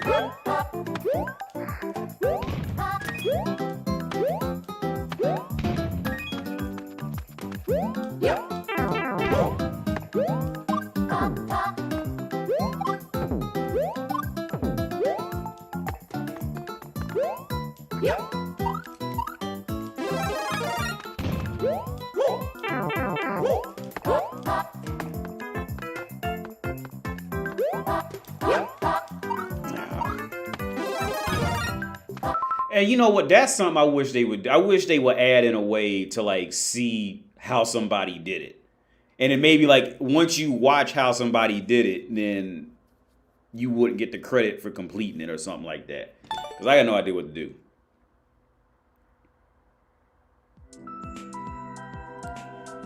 Yeah, Elijah Pippen. Yeah. They made sure that. So I'm guessing there's probably like a hidden block or something. And I ain't nobody got time for it. If the clear rate is that high, it must have been something. Now I'm curious because the clear rate usually for levels like that, the clear rate is much lower if it was something real difficult. So it must be just like a hidden block or something.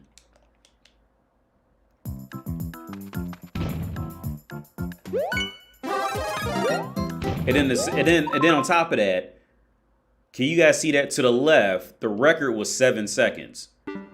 So a motherfucker flew over there that quick.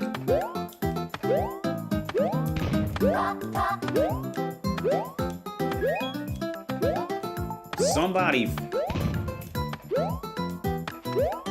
How did they do that?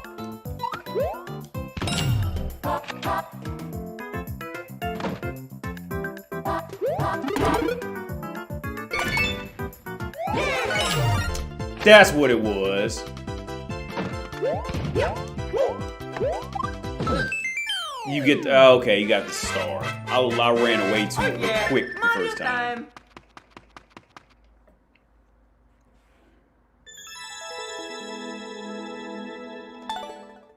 That's what it was. I ran too fast. AD, are you gonna be old? I mean, are you gonna be Super Mario RPG for NES? Yeah, I checked. I remember I didn't like that when I was a kid and I played it. Because I remember I loved back then. That was like, you know, top of the line art style back then. I remember I used to want to play it because I loved the art style, but I ain't know, you know what I'm saying? I was real bad at RPGs when I was a little kid. So, but now I wouldn't mind playing that again. That turn-based shit. I'm still not good at turn-based shit. What the fuck?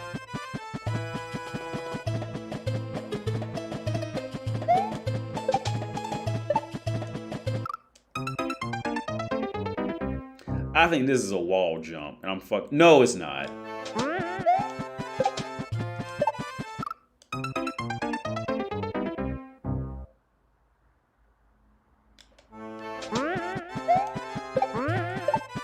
Oh, that was it right there.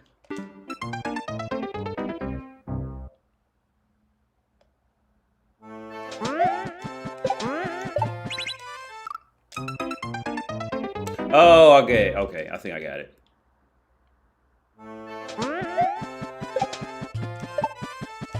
Fucked it up again. Because he has to, that turtle has to bounce off that thing, and that's a janky mechanic.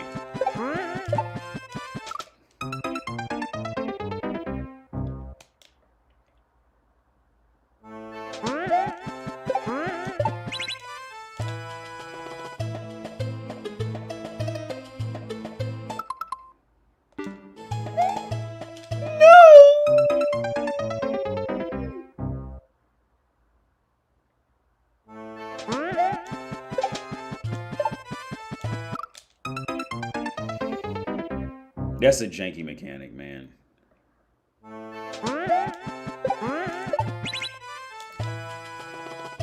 Oh, I'm trying to get that. Okay, I'm just doing some dumb shit. I'm overcomplicating it.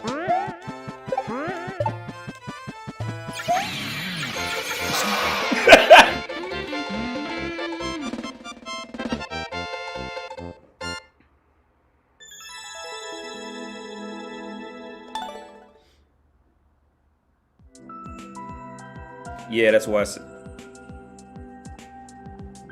always say the success of the Wii is kind of what ruined Nintendo. Yeah. Well, yeah, I think the success of the Wii ruined Nintendo on that level of being able to completely get by with like basic ass graphics, where everybody else was chasing the. And that is a positive part of Nintendo's game plan, is like you can really you could go back and play a lot of Nintendo games and like and it wouldn't take you long to, you know what I'm saying, like to master the shit.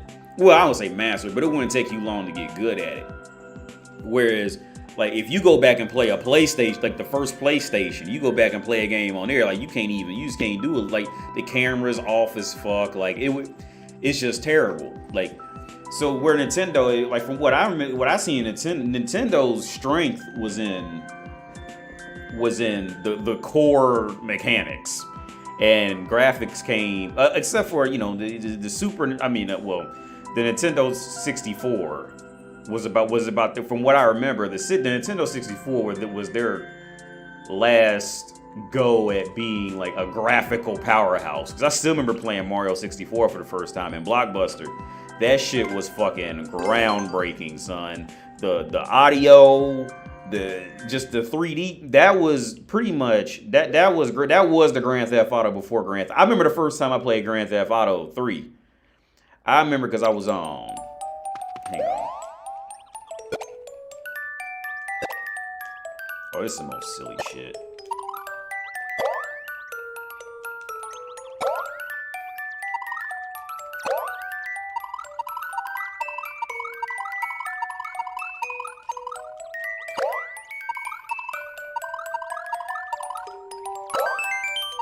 This is just some silly shit. I shouldn't even play this.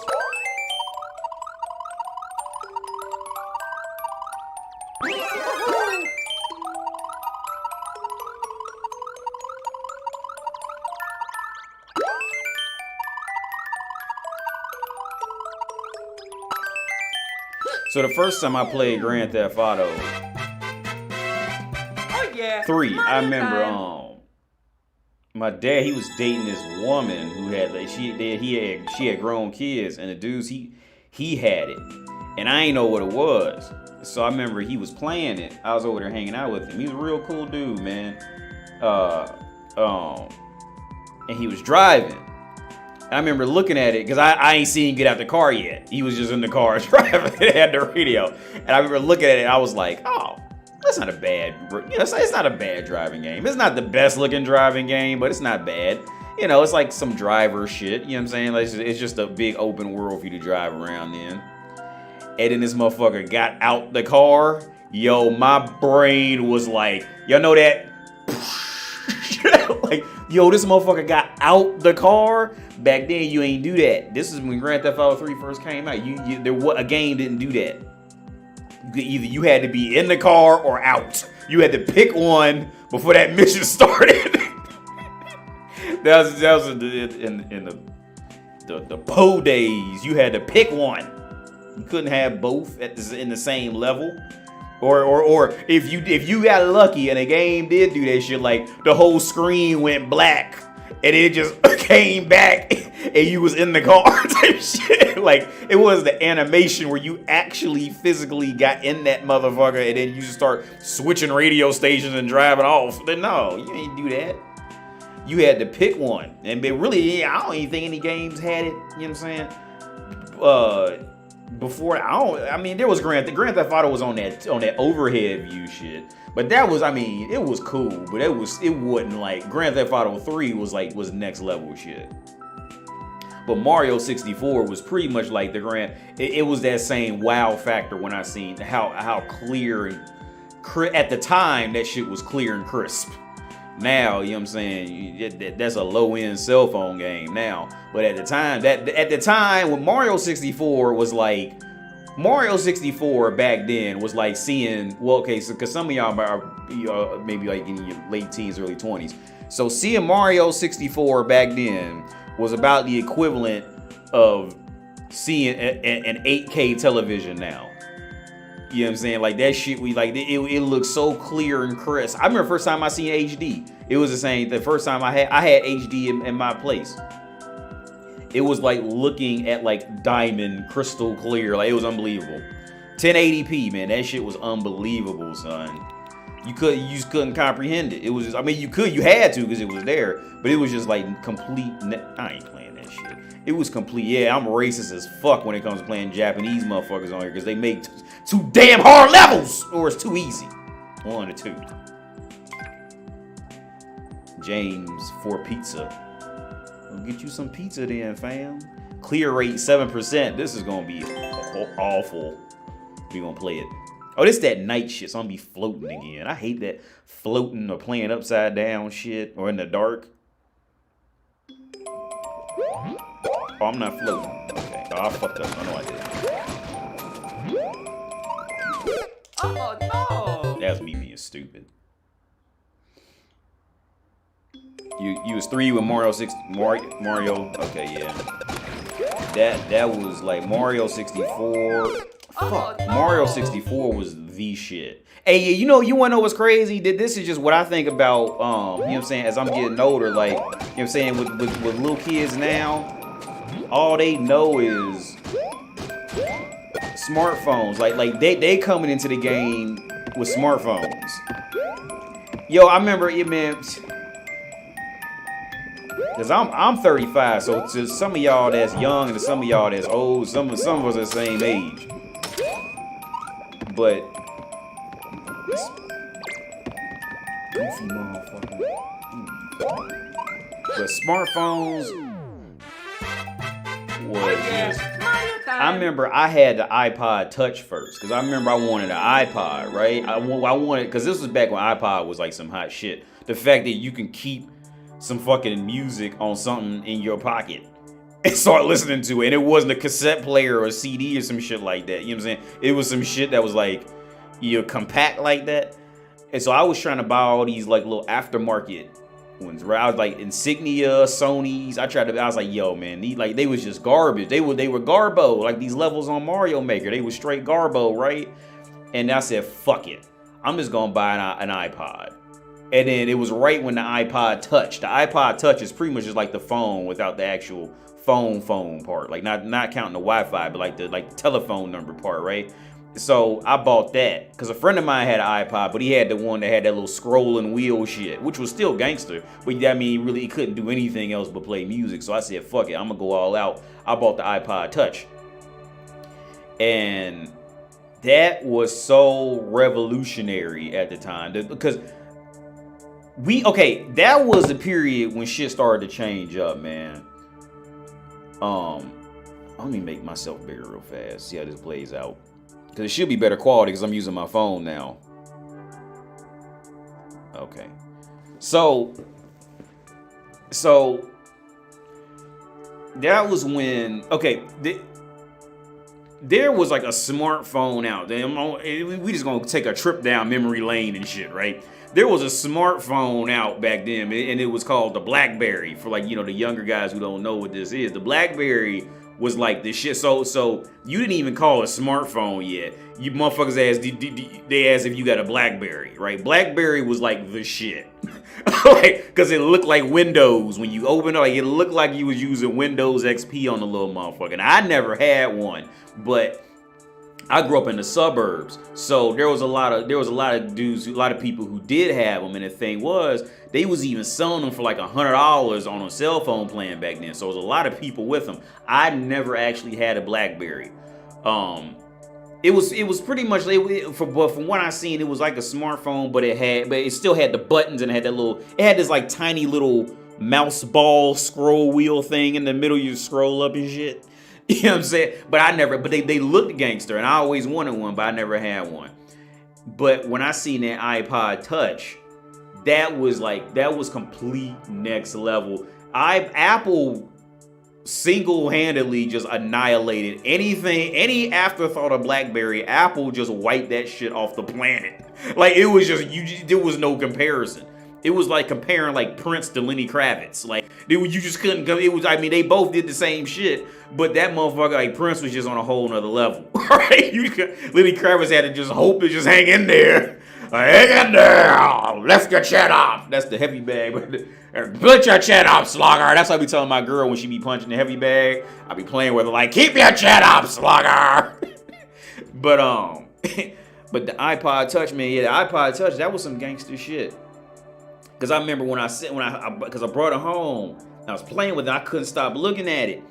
Because you can actually go on the internet with it, like the for real internet, not that bullshit BlackBerry. That BlackBerry internet was some bullshit. This was like the for real internet on the phone, or something in your hand. That was it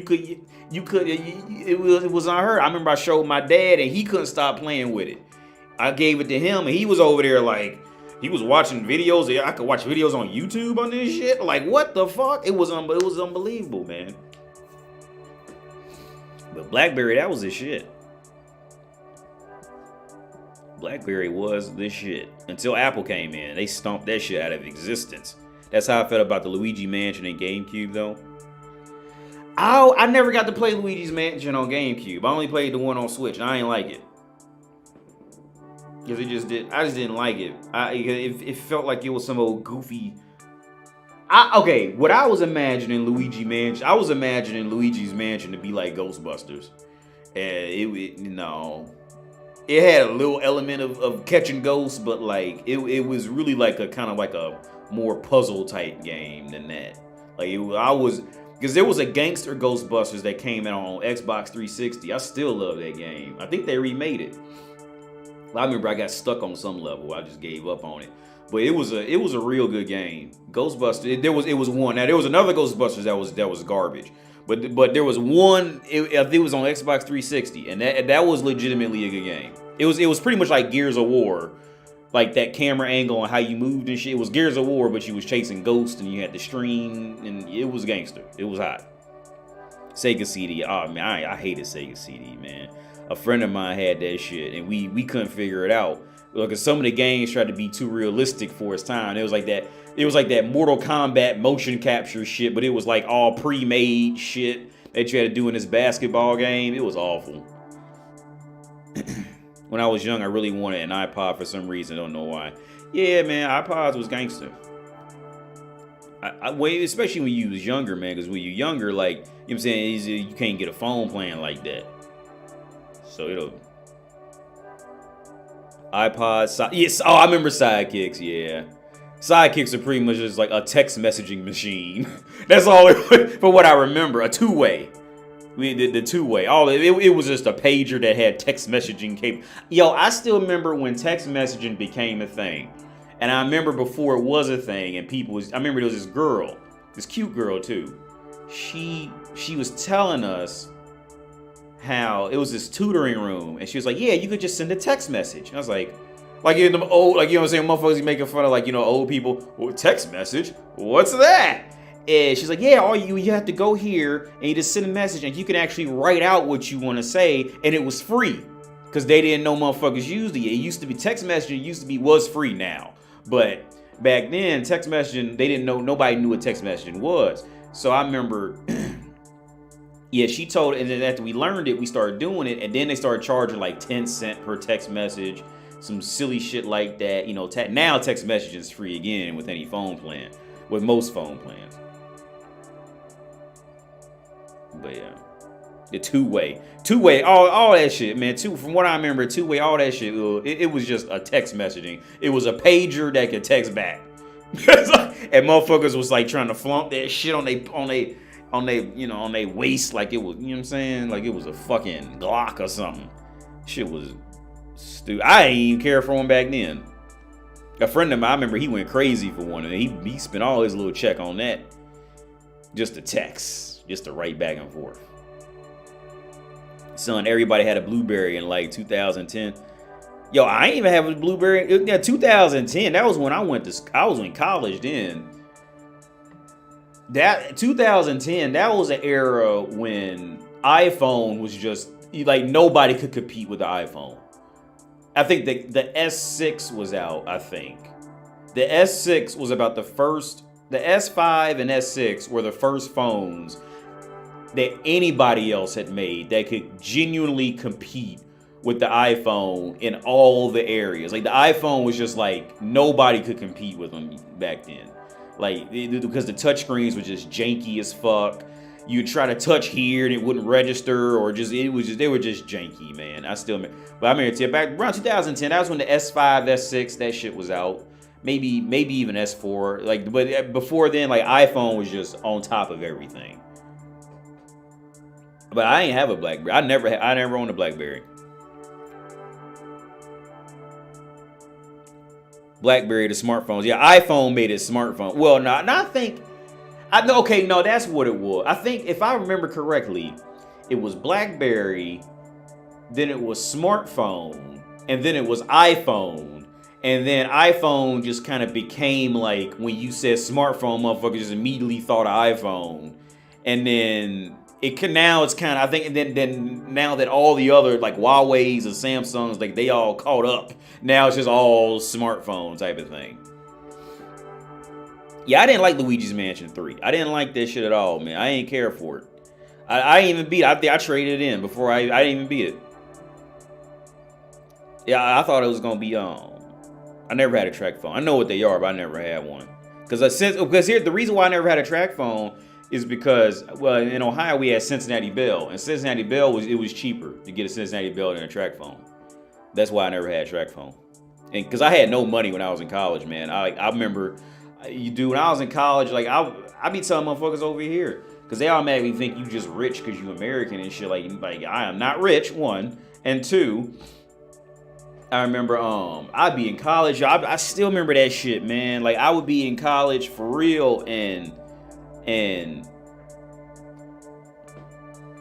have like legit like $3 the last like 3 weeks and had the refrigerator just filled with eggs and ramen, and you can make a lot. Weirdly enough, you can make it taste very differently with just, you know what I'm saying, like a packet and some eggs and some ramen. You learn how to cook that shit in different ways. You can make that shit last. So what I used to do when I was in college, man, back then I was really into computers. I've lost all I've lost all interest in computers since, man. But back then I was really into computers, and I used to just fix people's computers. And so what I used to do was I used to fix it at like at an unbeatable rate. Like I would charge people like $10-$20, man, and have the computer fixed and ready to go. Back then, computers were different than they are now. Back then, mostly all you had to do was just defragment it. Clean up shit and defragment it. That would usually fix 95% of the problems. And if not, you could just wipe the whole hard drive, just reinstall Windows on it again. Ask them what they want off of it, and save that. But like I used to have the computer up and ready to go and be calling somebody's ready like 2 and 3 hours, max 3 hours later. So when you just undercut the market like that, shit like Geek Squad and shit, like when you just undercut the market by that much of a price, and on top of that, you gotta have reputable people back, and you say send your shit to him. Oh, you'd have just I would just be backed up with computers. It was ridiculous. So that was how I got out of being like dead broke in college. Well, I started out running hookers. That was my first gig. My first thing was running, because I had a car. So I would run hookers around. That was my first thing. Then after that, we went to the computer thing. But yeah, I remember being like, because that's how I used to go to food pantries. I would go to food pantries, get the free food. Most churches, they'll do it. Not churches chicken, but churches like, where you go praise Jesus and shit. They would give you or sometimes they would just give you like a bag full of shit, or other times you'd have to go in and they give you like this little shopping cart, and you were already entitled to like eggs, milk, shit like that. But sometimes they would have like extra shit, and you could like pick if you want this type of bread or this type of meat or whatever the fuck. And it'd be a lot of it be good shit too, man. I remember after I got out of being like dead fucking broke, what I used to do, I just made a habit of it. So I remember when I was in college, like I used to watch, because I started out like broke as fuck in college, and it was a huge group of friends. We all used to play music and shit together and go to parties and shit, right? So, and at the end of semesters, everybody usually be going dead broke, and after about 2 or 3 semesters of that, because you just ran the money, because you get your little financial aid check or some shit. I was on financial aid back. That's before I went to the military. I was on the financial aid shit. And you could, and I was still, young enough to where I wasn't independent, so you wouldn't get any money for that shit, man, back then. Like, so I remember at the end of the semester, we'd all be dead fucking broke. And after about 2 or 3 semesters of that shit, I finally got tired of it, man. I learned how to move on my own. I wasn't on my own. I was still going to food pantries, but I learned how to like not sit around and be dumb and broke type of thing. And luckily, where I lived promoted that growth, because some of you guys out there are living in areas where you just don't got these options. I was living in a city, a small city, but I was living in a city, so I had those options. So after about like the 3rd or 4th semester, we were on quarters back then. After about the 3rd or 4th quarter, after about 75% of a year, that type of shit. The same friends, they start the semester out eating the luxurious foods, and by the time the semester was ending, they'd be broke as fuck, struggling to eat, struggling to do anything. And my refrigerator would be full of food from food pantries. I just wouldn't even spend any money. I just filled my refrigerator up with food from the food pantries, homeless shelters. They'd have pantries, and I even rigged it up, right? I rigged it up, because here's the thing with food pantries is you usually can only go to one time per month. So what I did was I went out to I found other churches that did it, and would go to like this church, the first weekend, and the second church the other weekend, the third church the other weekend. So every week I had a constant flow of food coming in from the food pantries, and that's how I saved a lot of money in that time. I didn't have a lot of money. That's how I saved at the time. I saved a lot of money doing that.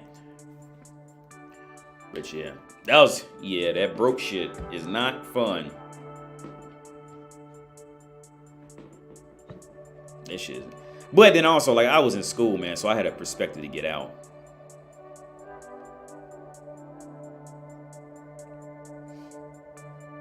Yeah, my dad used to have a pager too, Albert. My dad, he had a pager too. I vaguely remember the number to it. Man, this gaming stream is legendary. Got to get back to work. Peace out. Hey, see you, D, man. Hey, thanks for tuning in, man. Julian, interested in how this unbeatable raid culture with you didn't change on this channel. I don't really get where it's going. Unbeatable rate. Well, okay, well here, okay, for me, okay, when I say unbeatable, okay, well, I guess where you're going with the channel is with unbeatable rate. In the last live stream, I went in about that. About why I went to Patreon. Well, because one, people kept talking me into doing Patreon for like months. Like I never wanted to do it, and then one guy he like walked me through it, and blah blah blah. So I did it, and there was no content. So that's it. It snowballed into this shit. But here's the thing: like when it comes to consultations and shit like that, like anybody who's ever had a consultation with me will tell you I have never ever set any price. I'm gonna open this door. Be right back. But I've never ever set any price. I never said like I'm not talking to you unless you pay me type of shit.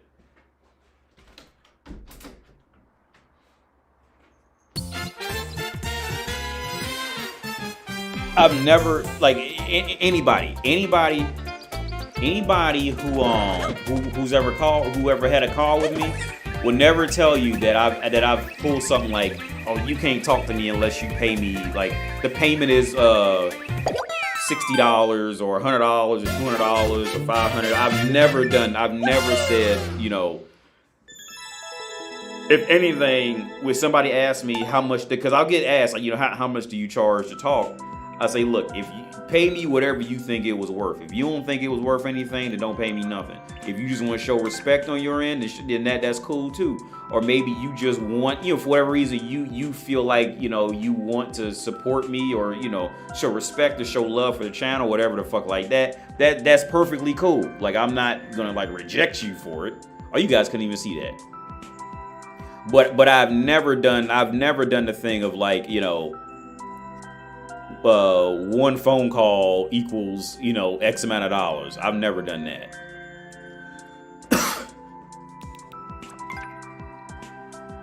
It's a German dude. 3 out of 30. Link. Let's see what it's about.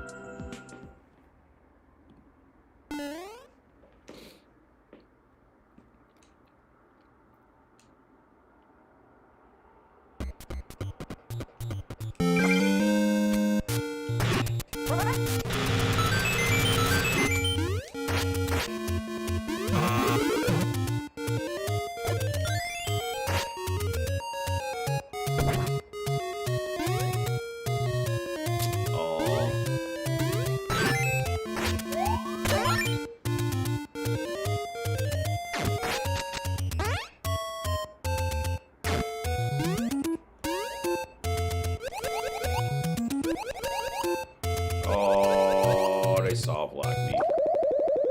Can't get out. Yeah, my bad. Yeah, I switched it. Like I said, this is my first time attempt at gaming online. Well, like with me in the video.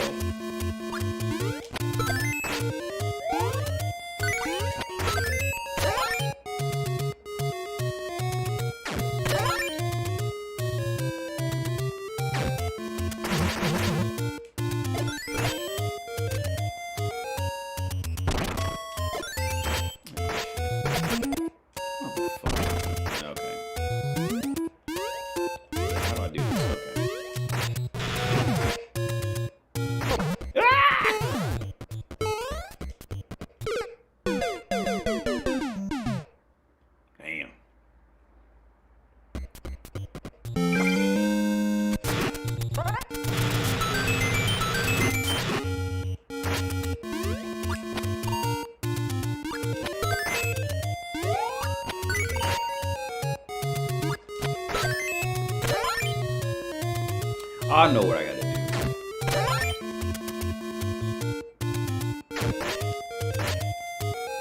Oh, shit.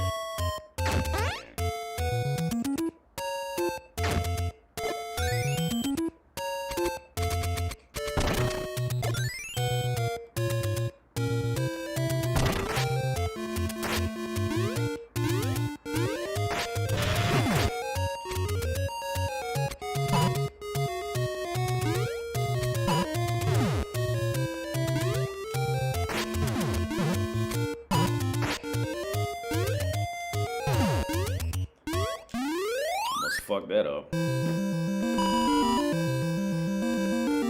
Yo, Mario, what's up, man? You gonna make this a separate channel? Yeah, yeah. I just did this world record. No, I'm whack. I got a world record for that.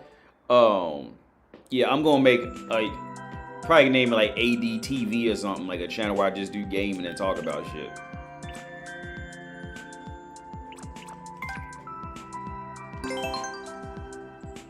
Make like a separate gaming channel. Or I might put this on the Red Pills Travel. I might just rename it. But I might put it up on that channel. And just make it put in 2 categories. Like for gaming, for like games, and then like, cause somebody brought that up to me a while back. How like they asked me how come I don't make any more Red Pill Travel stuff anymore.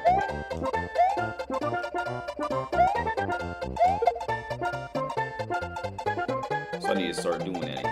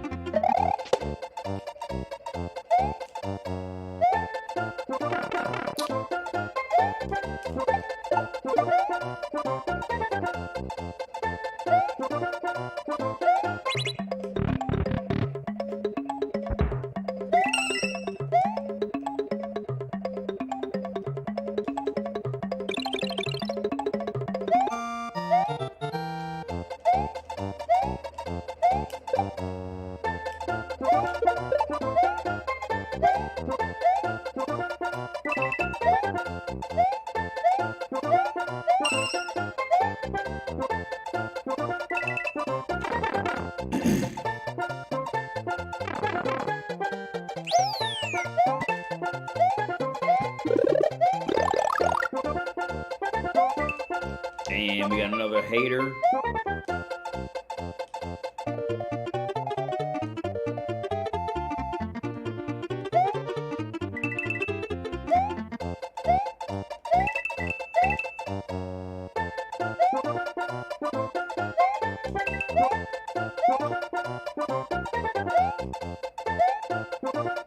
Oh, you motherfucking hater. I've never got hit by that sun before. That's the first time ever that sun has ever got. Even when I was a little kid, I never got hit by that motherfucker. I used to be weaving. Red Pill Gaming and yeah, that's what I'm gonna do. Red Pill Gaming and Travels. I'm gonna just put it up on there.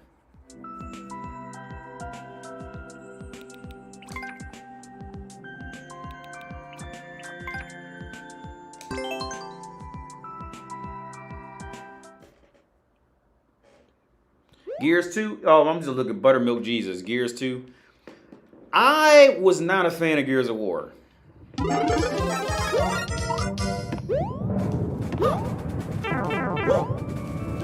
Fuck you too, Mario. I was not a fan of Gears. I won't say I was a fan of it. I'm not doing this. Japanese people, yeah. Picture perfect shit. What? Is Chainslang here, Che? Can you educate us on why the fuck do Asian countries always make levels that are like either super easy or insanely like that level's not insanely difficult, but it's there's too well, it's only got an 8% success rate, but it's just here's another Japanese like watch look here we go 8 out of 16. Why is that, man? Like, what the fuck? What is it with these cultures? Is it the culture? It's gotta be because it's always these countries that do it. The South Korea and Japanese motherfuckers. They always do this.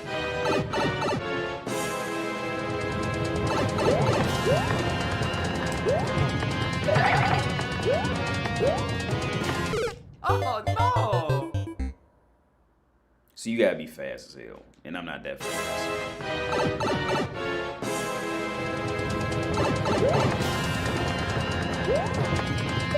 Oh no!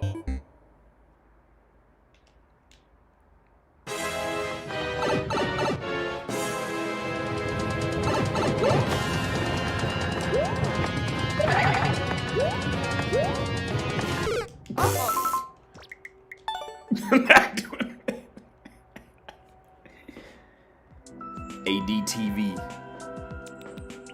Yeah, I've been meaning to make a part 2 to that on my Patreon channel, on Patreon shit. I made an ADTV video about that, about my life living with a spouse. And she moves shit. I can't even see where I am.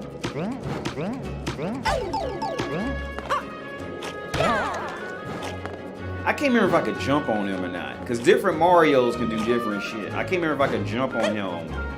Okay, I can jump. Oh no!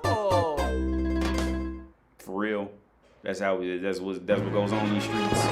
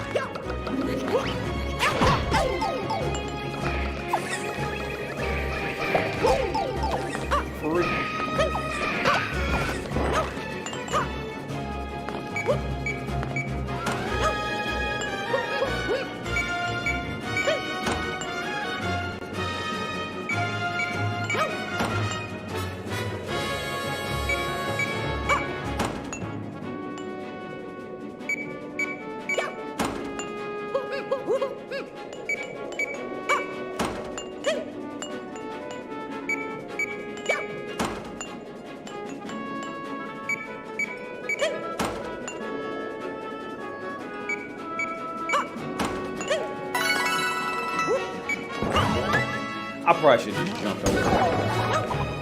Yo, what the fuck?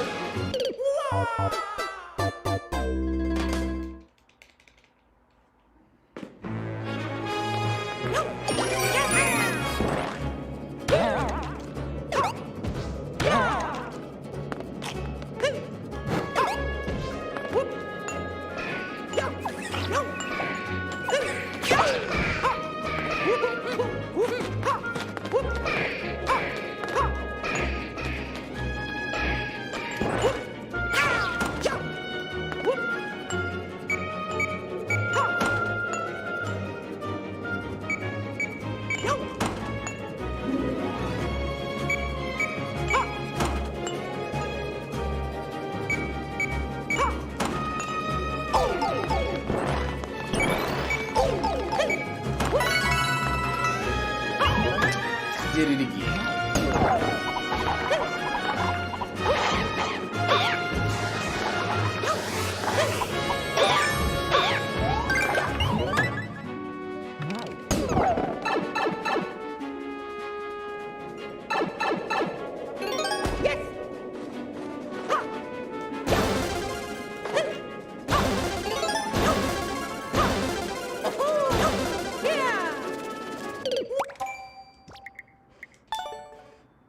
Ain't nobody got time for that.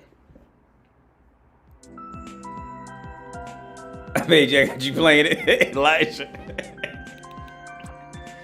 Ain't nobody got time for that. So I'm gonna start like an actual story game. Like next time I do a game streaming thing, like this is I'm gonna do an actual something that's gonna get somewhere. Like I said, this is just a YOLO first attempt.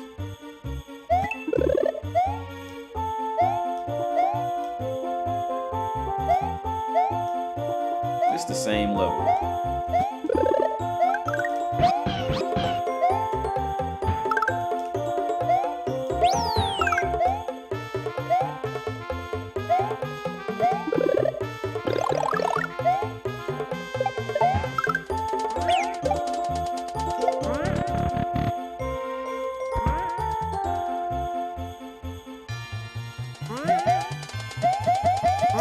Yo, they got me.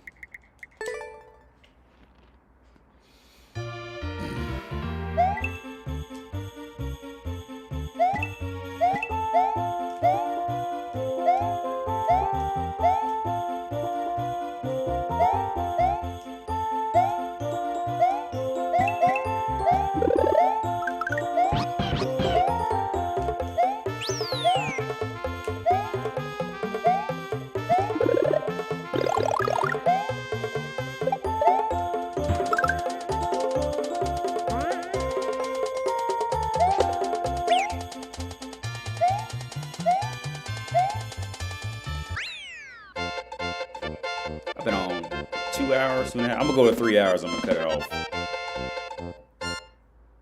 What story game you had in mind? Well, I just bought this game for $3 yesterday, and I want to play that.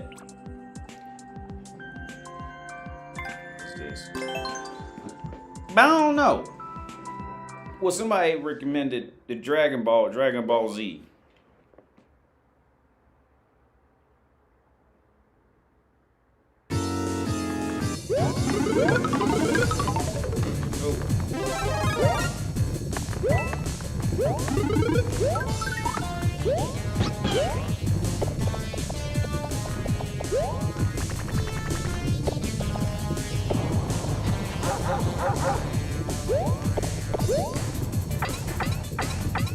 Finally, you can do that with Yoshi.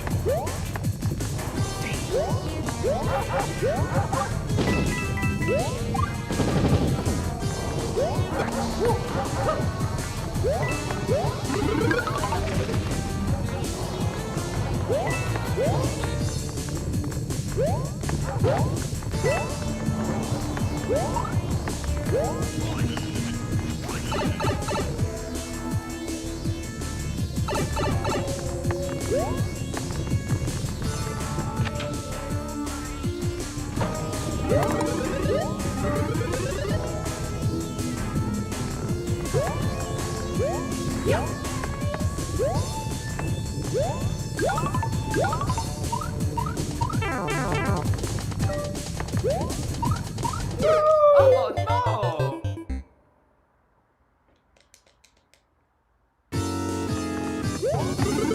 I am not getting ready to do all that again.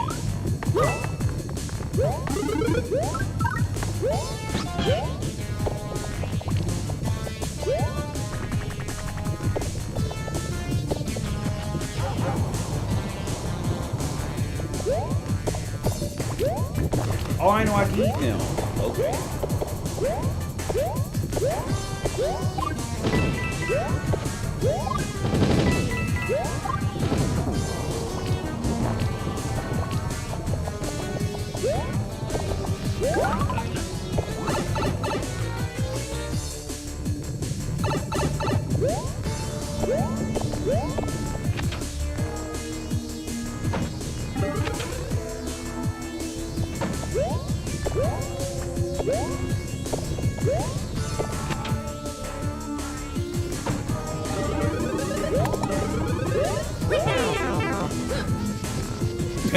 That was just super close. I should have made that.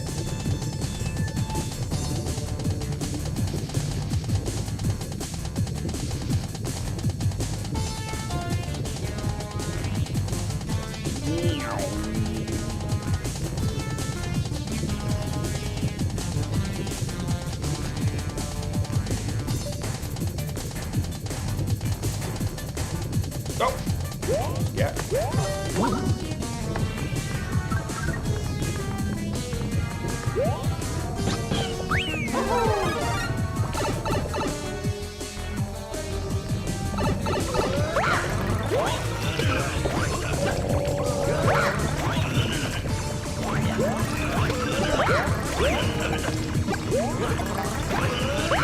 Yo, what the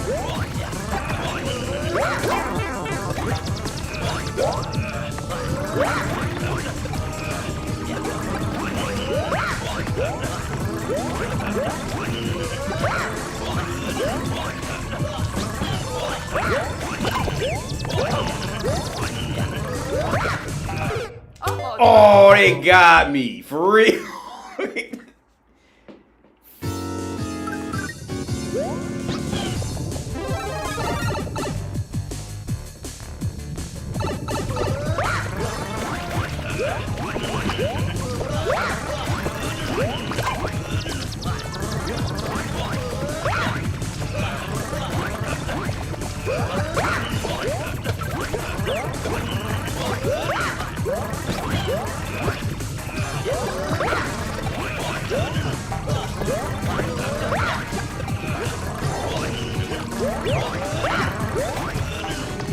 Yo, I'm jumping on him.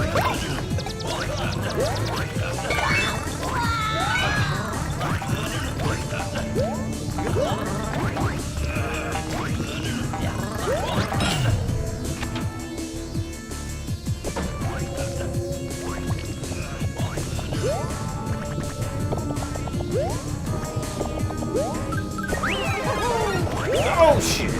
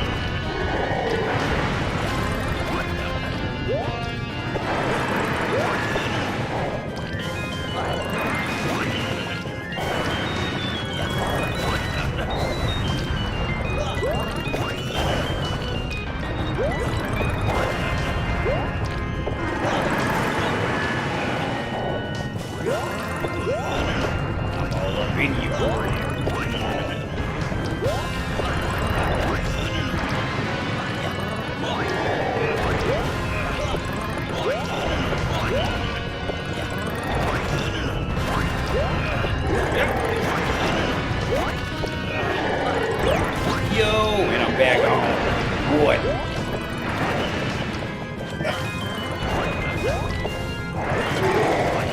Fuck you, Bowser. Fuck you, Bowser.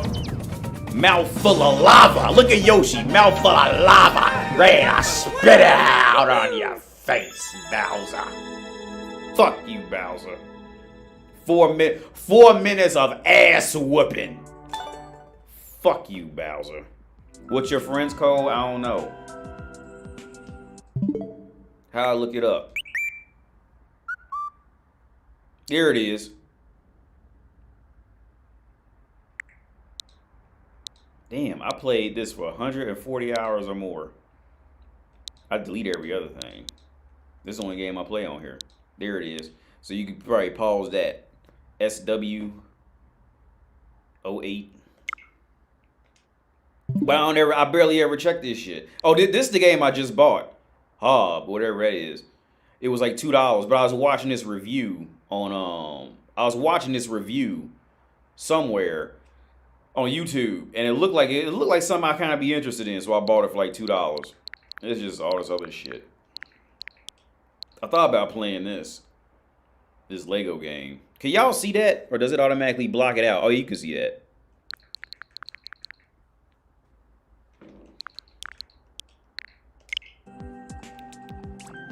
I'm gonna play a couple more, and I'm gonna go ahead and turn off and just hang out and talk about shit.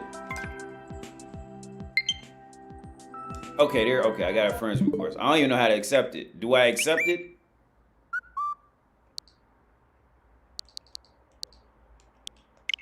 This is the first time I've ever gone this far into the Nintendo.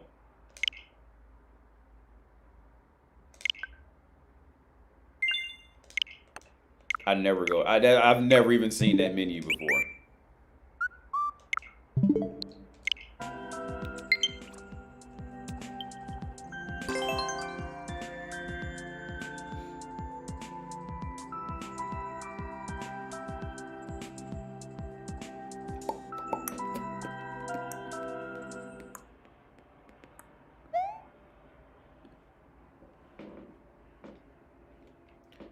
Todos los jefes. How you say that? Todos los jefes. Todos. Todos. Enemigos.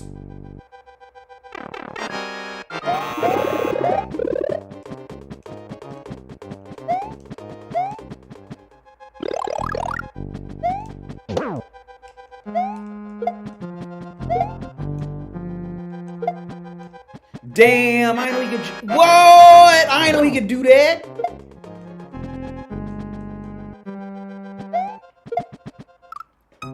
Motherfucker.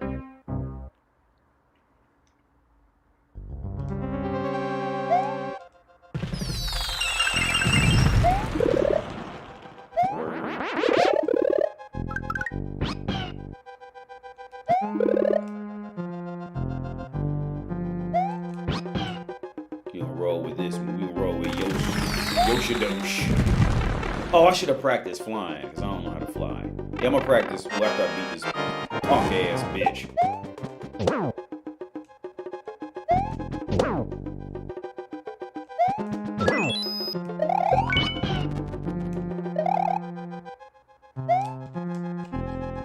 Yeah, I ain't got enough space to do it. Oh, that's how you do it? I ain't never... Whoever commented that, you taught me something on Mario I've never known how to do. Ever.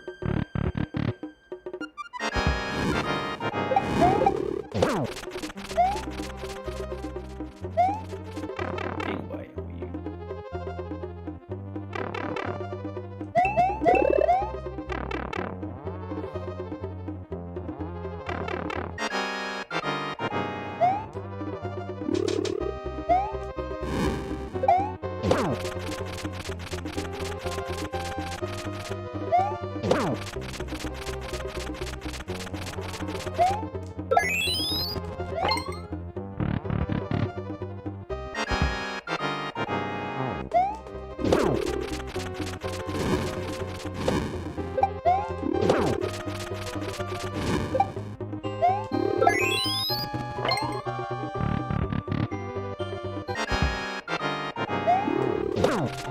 for real.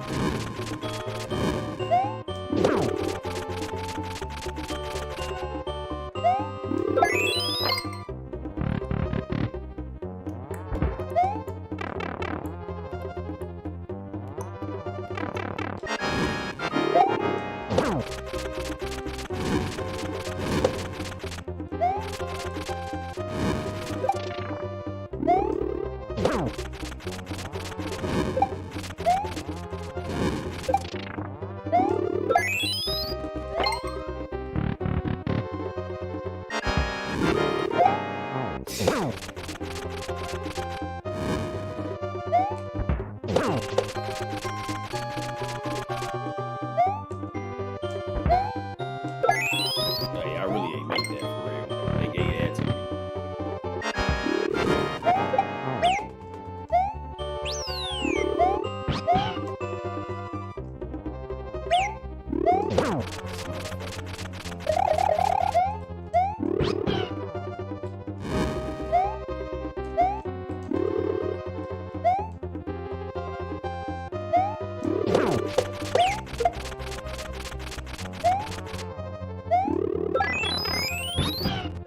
And that was hot. Bounced right back on Yoshi.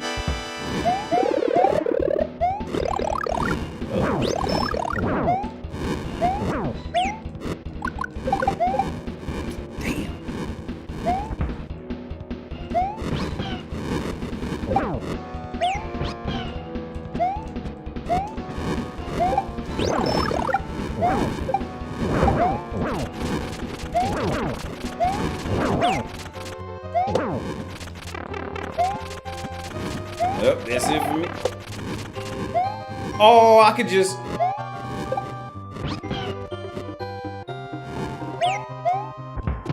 I ain't even see that.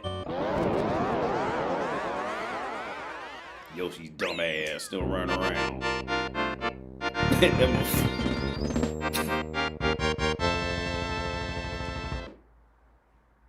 Fucking ladybug just flew in. That's enough of that.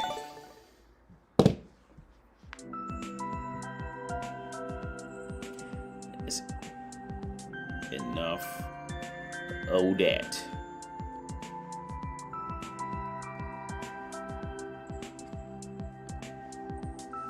So, hey, you ever played Doom? Nope, never played Doom. Never played. I played Quake. My dad used to my dad used to love this game called Quake. I think they even came back out with it again. I think they came back out with Quake recently. He used to love playing Quake. But yeah, and Quake kind of had that same dynamic as Quake had that same dynamic as Grand Theft Auto. Kind of had that sandbox shit where you didn't really know you didn't really know, like, okay, Like you can shoot something at one monster, and then the monster might fuck around and get into a fight and kill another monster for you. Like that was the first time I had ever seen that. And it was a game my dad he used to love playing those old Quakes. It was a really great sandbox game, especially back. That was before the days of like stuff like that I know of. Maybe it was other games I just don't know of, but that was the first game I ever seen like that. It had that sandbox theory of like, you know, you just did some people they might just do stuff on their own and you didn't really know what would happen. That was a really good game for that. Oh, they released the Quake remaster. Oh, Super. I love Fable, man. I heard they're supposed to be making a new one. Well, they made one for Connect, and I'm not touching that shit. But I love Fable. I don't think I ever played the first Fable, but I remember I loved two. The first one I played, the first Fable I played, I loved it. I loved both the Fables I played, but the first one I played was you were a king. I think all of them kind of had the same theory, but you were a king or a prince or some shit like that. You're a king, probably a prince, a king. I mean, who you had to allocate money because there was like a big storm, like a big war coming, and you had to allocate money, and people would come and approach you and say, "Hey, you know, my family lost everything because we lost our jobs. Can you bring jobs to this community? And if you bring jobs, and that means we could raise more production." But then there would be somebody else who would have like a counter argument of saying, "Hey, well, we want to go to school. If you fund us going to school, then we can make better weapons or some shit like that later on." And I thought that was a very great dynamic that I think everybody should play that game. But of course, like I made all the wrong decisions because I didn't know. I thought that all the money and shit would add up in the end and shit would work out more intricately than it actually did, and it never came to that conclusion. So I picked all the wrong decisions. Like I was betting on education to get us out that problem, and it didn't work out that way. You know what I'm saying? It's a video game. They ain't gonna do that. You gotta mash that X button faster to add to the action. But I love Fable. I love Fable. So remember I would chop wood, and I think you can either get money or experience doing that. I used to do that for a long time. Fable's a great game, man. Nintendo need to go ahead and get the rights to that shit to where only Nintendo has it, and that might help them out. Because Nintendo is struggling, man. They really are. Nintendo's struggling with like shit that genuinely keep you interested. The first one, I don't think I ever played. I don't think I ever played. I heard the first one was a little more difficult. It was more deeper with shit. I think the first one was the only one that I didn't play. I think I played it was the second and third one. But they were great. Because which one was the one? Could you have kids in both of them? I can't remember if you could have kids. Because I remember one of them you could have kids in it. But yeah, no, I loved them. So Elijah said, Lana tried to make a video on giving advice how to be a trophy. Yeah. Yeah, that's just pathetic. She tried to give advice on how to be a trophy wife. That's like literally, that's like Brittany Renner trying to give advice on how to be a good spouse. So like when it comes to shit like Lana and when it comes to the trampolines like that, like see, they genuinely think that because they were physically attractive and guys wanted to fuck them, they genuinely believe that they can do anything just because they're cute. You see them, like they genuinely believe that they can be a brain surgeon. They genuinely believe that they can, you know, do open heart surgery because they look cute in a pair of scrubs. Like they genuinely believe it because that validation leaks over into them genuinely believing that they are of some value in all facets and all forms just because they are an attractive woman. And most of them, they'll learn it the hard way. Usually the hard way is once they just completely age out mentally and physically. But yeah, the whole trophy wife thing, like, you see, they made a video with Brittany Renner, you know, talking about I could do both. Let's be real. The only reason why they think they can do both is because they can get fucked. And to prove that point, you will never hear these women, these Lana Rhoades, these Brittany Renners, you will never hear them actually go on about how they were legitimately in a genuine relationship where they were a good woman to a man. They'll never come up with it because they can't do it. But they think they can imagine it because they can imagine standing up and looking pretty, smiling on Instagram and putting on that facade of being decent woman, and they think they can do it. That's it. What these line of road type bitches do? What they essentially they live their entire lives cooking burgers in McDonald's, and then in 5 minutes think that, you know, oh my God, I think I'll be a brain surgeon now. Like, no, that's a whole different, and I'm not knocking one or the other, but it's just a whole different leap of what you have to put up with, well, what you have to learn and adapt to in life. Is it just being cute and fucking, well, yeah, that'll get you, you know, in somebody's door as a woman, but after that, you know, you're just another trampoline getting passed around. And you can't tell them because they're young and they're cute and they're getting fucked. And then once the clock runs out, it'll slowly start, that impending doom will start to set in. And then it just gets worse from there for them. But yeah. AD, play Streets of Rage. Next time is, I never played Streets of Rage. Never played it. Felicity Feline, yeah. That poor girl, man. Yeah. And like I said, you can't tell them because Jared, you can't tell them. You can't tell them. You can't because with a woman, as long as woman's getting that validation of getting fucked, she can always just run back to somebody who will tell her what she wants to hear because it's just simple, it's just easier, it's more comfortable. And women, we all know women love comfort. She's going to run back to that comfort. It's comfortable for somebody to tell you something, to tell you what you want to hear versus somebody who will tell you what you need to hear. It's more, and with woman being a young woman, there's always going to be a line of people telling her what she wants to hear because they're living off a dream of getting to her pussy. And here's the thing, and the woman even knows it, but woman's self-esteem is so low in reality. It's so low and so bad that she even knows it, but she will not change it. And that goes into that Alexander Grace video where he actually pulls up like scientific evidence to prove it. But this is shit that I've said all the time. Woman would rather keep making the same mistakes in life if it meant being more comfortable than actually fixing something in a genuinely positive way. It's just how because women value comfort, and there's comfort in fucking up. Because at least now you know you're going to fuck up. You know what to expect, even if it's bad. You see, there's comfort in fucking up. Tommy Lerner got a new fiance. Oh, she'll always find it. There's always gonna be some chump that's gonna deal with it. She is always good. No, she don't play. I've never dated a girl who plays games, like genuinely is a gamer. I talked to one in Czech Republic, but I never legit dated her. We talked for a while. I never played Shadow of Colossus. I played it, but I never got like into it. But yeah, I hope Breath of the Wild 2 is Nintendo's saving grace, because other than that, I don't see anything redeeming it. Yeah. And Zelda should. They should do what they have to. Zelda should be able to pick that up. They should. I don't see why they could really just keep just Breath of the Wild all over. They really could just make Breath of the Wild again and just, you know, make new missions, and that would be enough for motherfuckers to come back. I'd turn it back on and start playing it again. Hey D, why don't you say the N-word? Because I'm not from the hood, so I don't feel like I'm not. And here's the fun. And here's like just my personal opinion. Like I get weirded out when people who grew up better than me say the N-word. Like for example, like Dave Chappelle.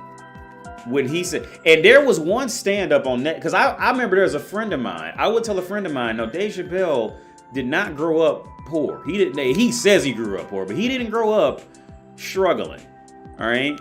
And there was one stand-up where he actually admits to, he goes, yeah, I had y'all fooled. Y'all thought I was struggling. No, like I agree. That motherfucker, he grew up in Yellow Springs, and I don't know if he grew up in Yellow Springs, but he grew up where that motherfucker was sitting on Muhammad Ali's lap. All right, that motherfucker was not struggling. His parents, I think both his parents were like legit educated people. Like he did not grow up on that hood shit, but he got away with it because people would just believe it. You know what I'm saying? And it was one stand-up where he admitted to it. He goes, yeah, he admitted to it. He openly says he had the people fooled into thinking that he grew up in hood and rough shit. He didn't grow up in a hood. He didn't grow up rich, but he grew up better than I did. So whenever I hear him say the N-word, a part of me just goes, ooh, like I don't feel comfortable with him saying it. But I don't say it because I didn't come from the hood, because I didn't grow up in the hood. I never had to worry about electricity being off. I never had to worry about phones being. I never grew up with that whole thing of not knowing, if something was gonna be on when I got home type of shit. I didn't grow up like that. I didn't grow up like that. Now I'm not saying there weren't times my parents were probably struggling and probably just didn't tell me. I'm sure it's happened. It happens. Like nobody's immune to at least temporary poverty. Nobody's immune to that shit for whatever reason. Because another reason I'll go into this about temporary poverty, and this is why I say in older videos, like when it's just your time to be fucked up, it's just your time to be fucked up. So for example, when I was living in Chescalipa, a village about an hour and a half north, I remember this is before I had. This was when I didn't know how to transfer money from my American accounts to here. So I was living in this, small town / village, and I had like $5 left in my check bank account. It's like 110 crowns in my check bank account, right? And it was Christmas time. This is my first time being like alone, because I always had my wife with me before, so I was like alone. So I didn't know when the holidays fell, right? And so when you get outside of Prague, you get too far outside of Prague, like shit shuts down. Like especially around Christmas time, you never know if you're not from the country. You don't know when shit's gonna be open or not, right? So I couldn't Western Union myself any money. So I had all my money in my American accounts, and I couldn't send it to my own. I had my own money in America that I couldn't send here because nothing would ever be open. And so I had all my money was in the U.S. I had $5 here for about a month. I was fucked up. And I remember I had some coins in my pocket. And luckily I had food in the refrigerator. But at this point I couldn't even pay rent. My rent was like 5,000 crowns, which was about $220, something like that. And I remember I said, fuck it. I'm just going to go. No, well, first I went to the grocery store to buy whatever cheap shit I could find, the biggest cheap shit I can find to last me over till I could figure something else out. And when I went to the grocery store, like no joke, I walked in and on the floor, there was the equivalent of about $40 just like laying on the floor. Like it was just like on the floor. I'm the only person that's seen it. Like it was just there. And like usually I would be the type of dude to like, try to return it or something like that. But like I had no money. I literally had $5 for a month. So I kept it. I bought food. I bought a lot more food with it than I intentionally went down there to buy. And it came home. And so since I had that money, I took a few. I said, fuck it. Like I think like 2 days later, I said, fuck it. I'm gonna go to the casino. Because here in Czech Republic, well, back then, they used to have it to where you could they would have random, not casinos, but places you could gamble, right? Like slot machines and shit. And so I said, fuck it, I'm gonna go gamble like $2. And if I don't win anything off of $2, I'm just gonna stop. So I gambled. I went to the casino with $2. I'm not making this shit up. I went there with $2. And I won like 5,500 Czech crowns. Which is like a little more than my rent. And like, I was so fucked up about it. I'm like blinking, I'm like wiping my eyes, make sure I see it. Cause it said like, you win. And it was like 5,000 crowns. I'm like, is this shit right? So I went and got the dude. He goes, oh yeah, you won. I'll be right back. And came back, he did something with the key and came back and just, gave me the money. I was like, word. So I bounced. Cause I'm not a fan of gambling. I hate gambling, but I did it cause it was just a situation to call for it. So I left, because some motherfuckers be like, yo, I would have kept playing, try to double and triple my money. No, that's some motherfuckers in Vegas. Y'all ever been to Vegas? And motherfuckers be sitting outside, hungry and thirsty? That's how they ended up like that. Because they thought they was going to triple their money and lost all that shit. Should have took that little money and rolled out. Look, if my theory on gambling is if you make enough profit to get a beer, that is enough profit to be happy about in my book. So I took the money, I bounced. I was put it in my pocket. I rolled out. I went to the bar because I went to the bar. Because I hear a beer is like $1.50. I went to the bar and drank a beer. Called my dad, told him what happened. Because I know my dad was kind of worried because no matter what he couldn't do anything because he couldn't send me a money order because the office was closed in the village. You couldn't go in there and get it. So like he could have sent me money. There was nothing he could do. So as soon as I won the money, called him and told him, yeah, I just gambled $2 and won $500.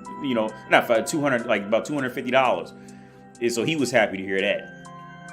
But again, that's why I be trying to say, man, when it's your time to be fucked up, it's just your, I mean, don't get me wrong. Don't just spend all your money in one spot. But also you have to be aware enough to be able to let go and be like, yeah, maybe it's just my time to be fucked up right now. And it's just nothing you could have done about it. Sometimes, the situation. AD started boxing. I don't box. I just hit shit. I just hit shit with enough force to make you think I box, but I don't box like that. They trying to cancel Dave Chappelle? Yeah, I know. They trying to cancel him, but they trying to cancel him, but because he's secretly on, because he's really on to something for real, and it's uncomfortable. That's why they trying to cancel. They did, which I'm not surprised with that whole trans shit. I watched that last special too. It was cool. But man, like to be a legit comedian, man, that shit is like, that shit has to be rough, man. Like for anybody to do, because could you imagine, I'm gonna get off here in a minute, but could you imagine, like seriously, coming up with jokes, right? Now you got to go on stage and say it with the same appeal that motherfuckers could genuinely find it funny.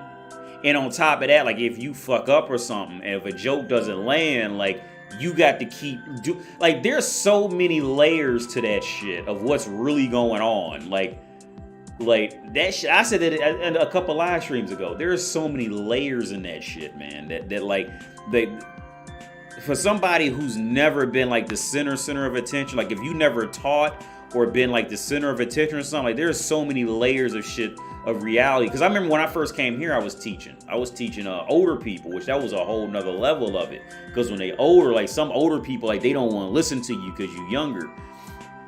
So you gotta watch out for that. So you learn, like when you teach people, like you learn a whole different perspective on how people are perceiving you, what you're doing and what you're doing that could be signaling that like maybe you might be about to fold or something, or are they smelling the fact that like maybe like you just don't really feel like doing it that day and you don't really give a fuck anymore. But if you let them see you like that, then they'll lose that sense of. There's another part, because secretly like motherfuckers want to make people like Dave Chappelle not human.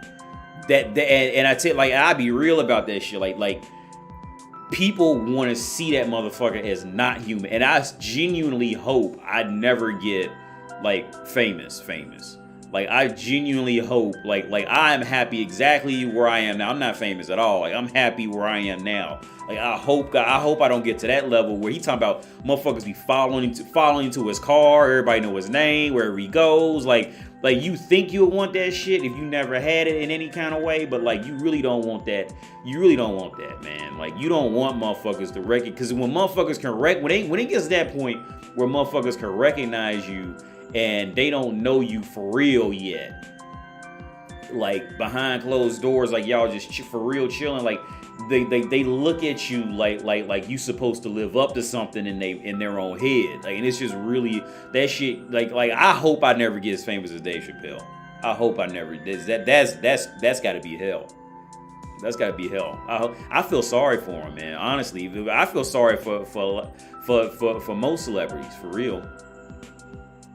Especially like celebrities, like when I say celebrities, I feel sorry for celebrities who fuck around, who get famous off saying real shit, or even like some teachers, because like when you say shit that people can agree to, and they start like low-key looking up to you to expect something out of you, it changes that whole natural dynamic of being human. And like, for real, like, Dave Chappelle is not human anymore. You know what I'm saying? Like, he's not human. Motherfuckers don't see him as human anymore. And that's rough, man. That's rough. Like, I hope I don't get that famous, for real.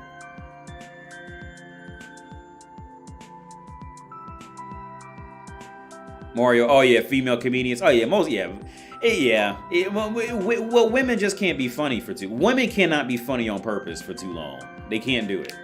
Sarah Silverman, I think Sarah Silverman, Lisa Lampanelli, there were a few who can kind of pull it off a little bit without always having to run back to sex. But even them, they have to run back to sex, like because it's all they really it's their status. Either how do I wear my boots to look more cute, or who can I get to fuck me?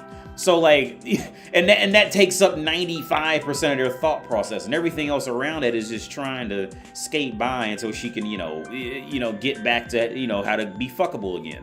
So, they don't know. Most women don't know how to be creative in ways outside of that, and how to be desirable.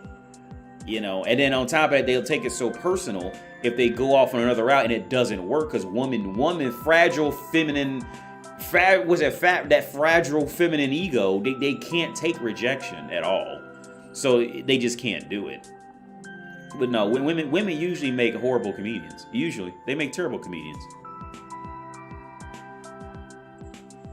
I just want to keep a decent sum of money and keep a low profile, man. Hey, and I tell you what, man. See, the problem with money is this: unless you get lucky and you play Bitcoin right or some shit like that. Like if you have, I'm gonna tell you the problem. The problems with money is this.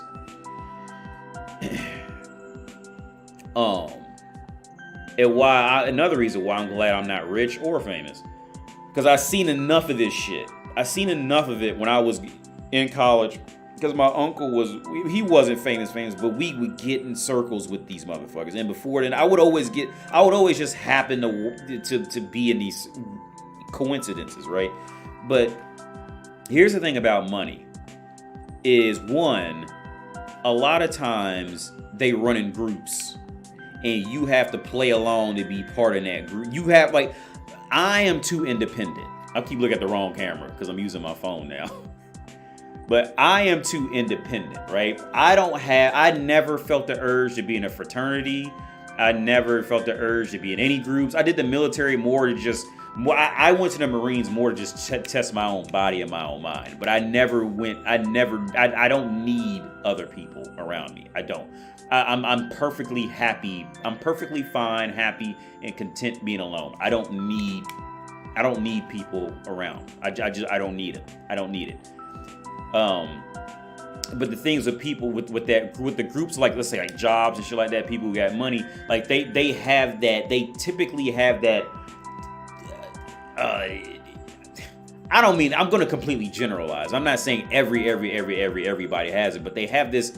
Generally, they kind of have this need to want to be part of the group and don't see anything too cynical because I'm afraid they may not like me anymore. And it's this like, well, we all got to do it because John's doing it, or it's this group shit, this secret need for validation shit that I don't. And I tell you, so I'll talk about my uncle who he died about a year after I moved here.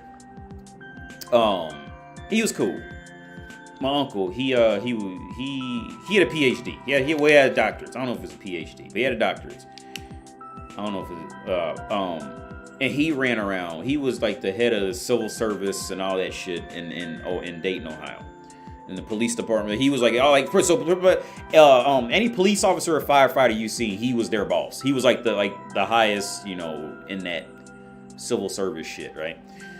So that alone would get you into, back doors of shit that you shouldn't, you probably really shouldn't be in unless you knew somebody type of shit, right? So this was like I would see, like, I grew up, and on top of that, when I'd be off in the world on my own, I would stumble into these worlds. Like, it wasn't on purpose, right? So, I remember one time I made fun of him because we used to get into it. We used to always get mad at each other. And we got mad. He got mad at me one time, right? Because this is before I went to University of Dayton. Because I ended up going there later. But it's an expensive college. It's a private Catholic school, so that tells you enough right there in the U.S. It costs you about $50,000 a year to go there. He was a board member of. I think he was a board member of Wilberforce University at this time. He was on the board there, and he was teaching there. But for some reason we were at UD, and it was me, him, and my little cousin. And he goes, "I have to pay my board member fees." I said, "Board member fees? You paying to be on the board? Like, why are you paying to keep a job?" And he looked at me like, because he was gay, right? He wasn't like stereotype gay, but he had a lot of stereotypes. So he looked at me like with that feminine scowl type shit. He was like, I can't even do it. But we used to get mad at each other all the time because he was one of them types that I'm not trying to like completely dog. He's fucking dead. But I'm not trying to dog him out completely. But he was the type who would. He did the fraternities. He was the type of person who would want to be in those groups. He was that person who needed that validation. He needed to be told thank you and ask please, and like he was that type of person. Where I was the opposite. You never have to tell me thank you. You never feel like you have to give me courtesy in that way, because I just don't feel it. I don't have it. I don't have that feeling for it. But yeah, but now the other side was, now he did teach me about the more classier things in life. Like for example, like he was the one who introduced me to Mercedes and BMWs and shit. I would have never drove a car like that if it wasn't for him. So he would let me borrow his car, and I'd be driving a Mercedes around all the time. So like he introduced me to those worlds of nicer clothes and cologne. I remember when he introduced this is an embarrassing story on my side now. When he introduced me to cologne, right? Like the cologne, right? He introduced me to cologne. When I first started college, going back to what we were talking about earlier, I was broke as fuck. And just wearing the same clothes. And I was wearing the same clothes so much, I was smelling, and I didn't even realize I was smelling. I would, wash my clothes. Now, I was probably using cheap soap, and I was wearing the same clothes. Even if you wash your clothes perfectly, like over like a couple years, like you just have to start replacing clothes because it's gonna smell. But the thing is, you just can't smell it because you're in them all the time. So it gets to a point where like some clothes you just have to throw away. I didn't know that. So he came out with some cologne and sprayed some cologne on because I was smelling. I didn't even smell myself, and I still didn't even realize it. And so I went home and I smelled the clothes that was in my closet, and I was like, oh, I was smelling this entire time and I never knew I was smelling that bad, like this whole time. Because like I said, because he sprayed me with the cologne, so now I could smell the cologne. I went home and smelled my other clothes, and I smelled it. I was like, oh, that's why he did it. And that's how I got on the cologne. But I didn't start habitually wearing it until I moved. My ex-wife actually got me into Calvin Klein cologne. And that's how I started wearing that. And she bought it for me for a Christmas gift or something for Christmas that year. Union fees? Oh, Marvin, don't get me started on unions, man. My experience with unions was, whew, like all they do is just take your fucking money. Now, some unions, you might get lucky and find a union somewhere who actually would do something. Most unions in the U.S. are just most unions in the U.S. are literally just taking your fucking money and promising you that you gonna get a 30% raise. It's coming soon. And they'll promise you that shit for the next 15 years. And because they know you don't have the courage to walk in there and say something and do something about it. And they just gonna keep taking it because they gonna have you on the hook of thinking you gonna get more benefits, which you're not. And that's gonna be it. What is your raw opinion on Tinder? As far as any woman on there, not counting coronavirus, it's the junkyard of women. But at the core, a woman can still sell just being woman. So every woman's gonna have some success on Tinder, right? Guys are gonna have the hard part with that. because a woman can always just sell because she's just the physical embodiment of woman. But for real, it's the junkyard of women, for real. My phone, oh, thanks, NL. My phone's clear. Like I said, I can't, on my end, it looks a little choppy because I'm using new software. And this is my first time doing it, using the phone and doing this game streaming. It was a YOLO attempt, and it looks like it worked. Having a chat is, oh, it's a sound. I didn't know y'all can hear it because I turned the volume all the way down on my end.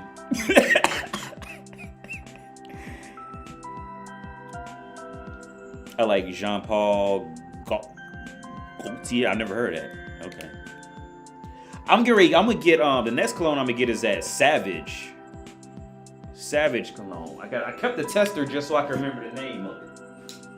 Dior, because they gave me this tester. And I liked it. Hold on, let me make sure y'all can see what I'm trying to show you. Yeah, this. I liked it. So the next, this gonna be the next one I'm gonna get. I really like that cologne.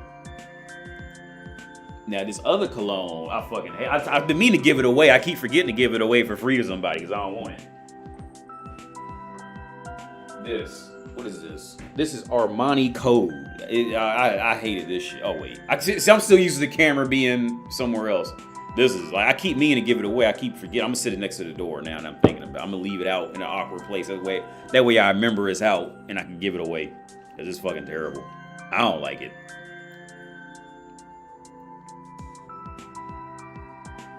You deserve way more subscribers. Thanks, Daniel. Appreciate it, man.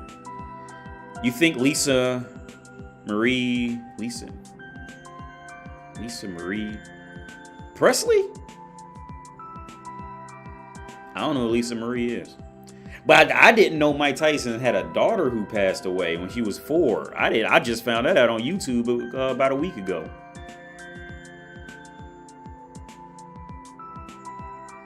Oh, I see, Mario. Word up.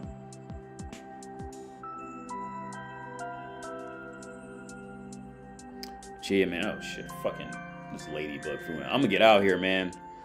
I'm gonna get off here. I'm gonna post this to the travel to the red pill. I'm gonna name somebody gave me with the great idea travel channel. Lisa Marie Presley. I didn't know she fucked Mike Tyson. But man, I heard her dad was fucking Elvis, so she she needs that combination of money and status, and and on top of that, she probably getting bored with with fucking Brad Pitts and them. She probably needs something else now. She probably got bored with that. Her dad was fucking Elvis. You can't really go too much higher than that. You know what I'm saying? It's some people who just known everywhere in the world. Well, nowadays, I think some of the younger kids now, you fuck around and go to like Russia or something, motherfuckers don't know who Elvis is.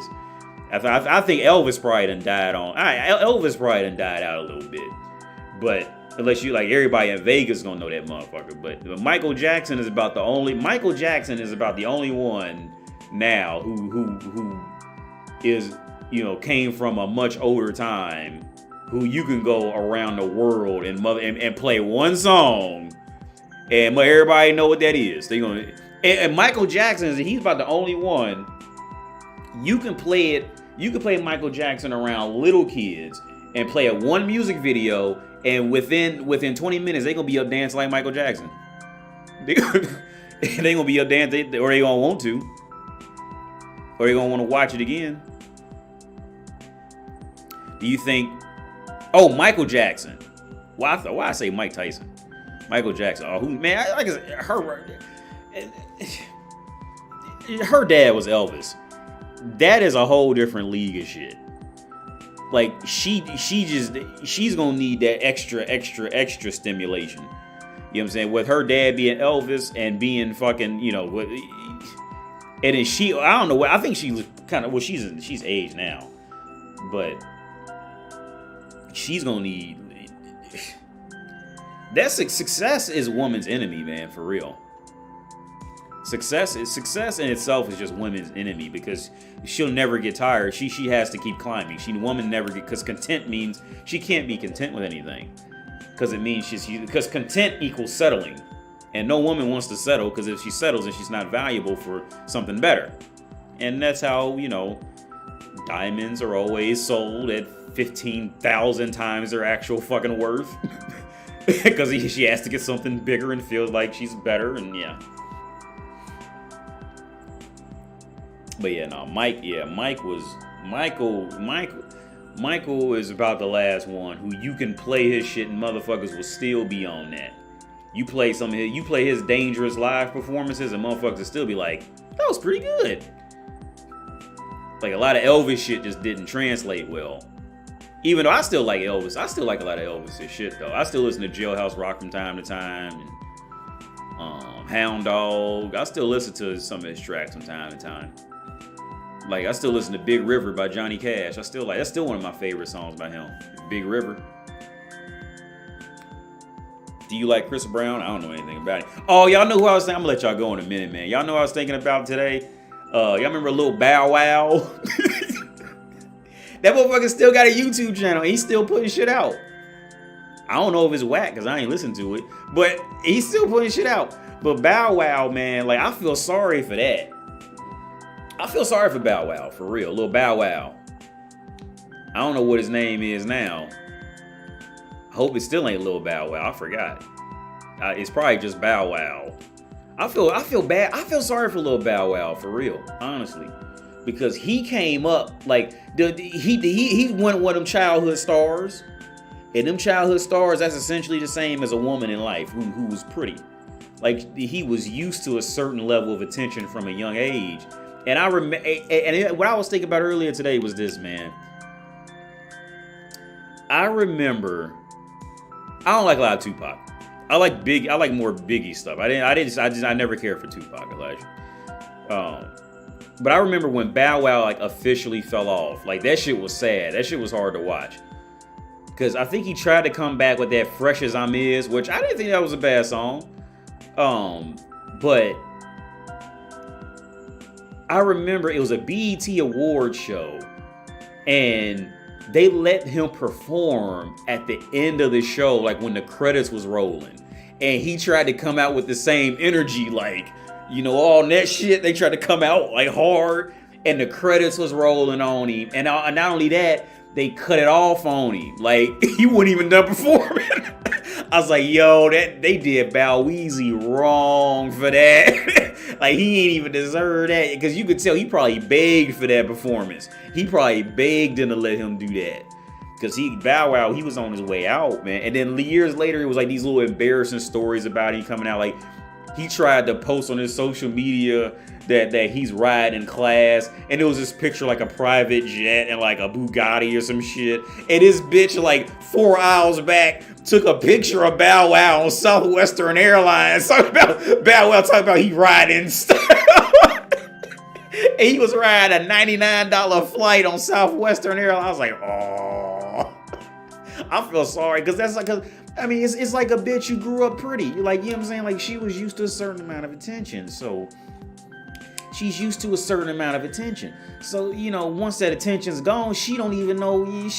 She's like, you know, she's lost in a vortex. She don't know nothing.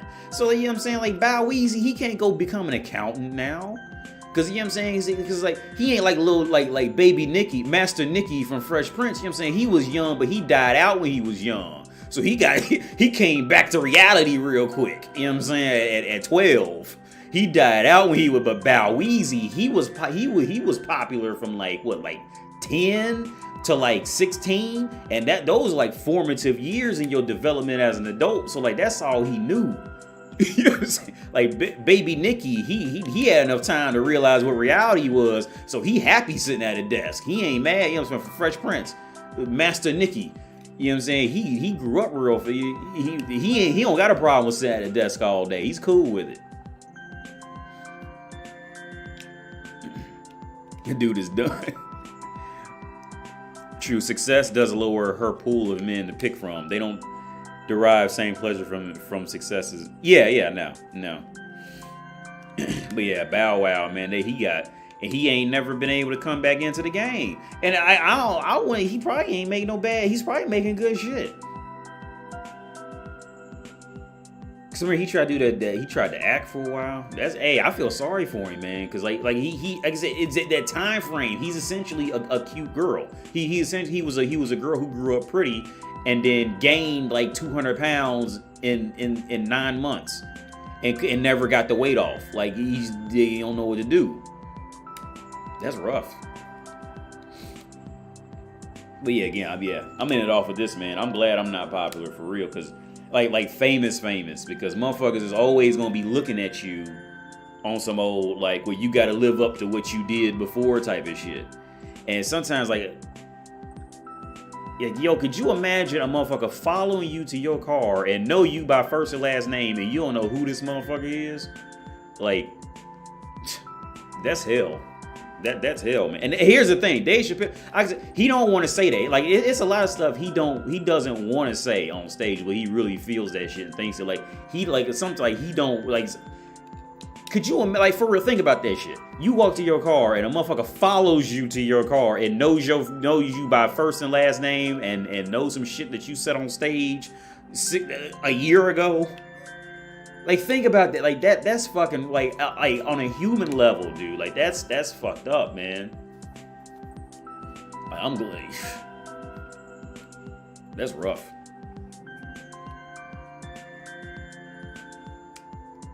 That's the whole idol worship shit, yeah. Right around 10 was when he was all about humbling himself. Didn't chase clout. Word. But yeah, man, I'm gonna get out of here. Thanks to everybody who's watching this YOLO attempt at online on gaming. And we're going to try to build this channel up. See what happens. Might win, might lose, might fail. But regardless, we're going to learn a lot of shit. Regardless, it's going to be win or lose, you always win because you always learn something from it. So yeah, I'm going to get out of here. Y'all have a good night, man. Thanks for everybody who watched and all the kind words or any form of support. Thanks for everything, man.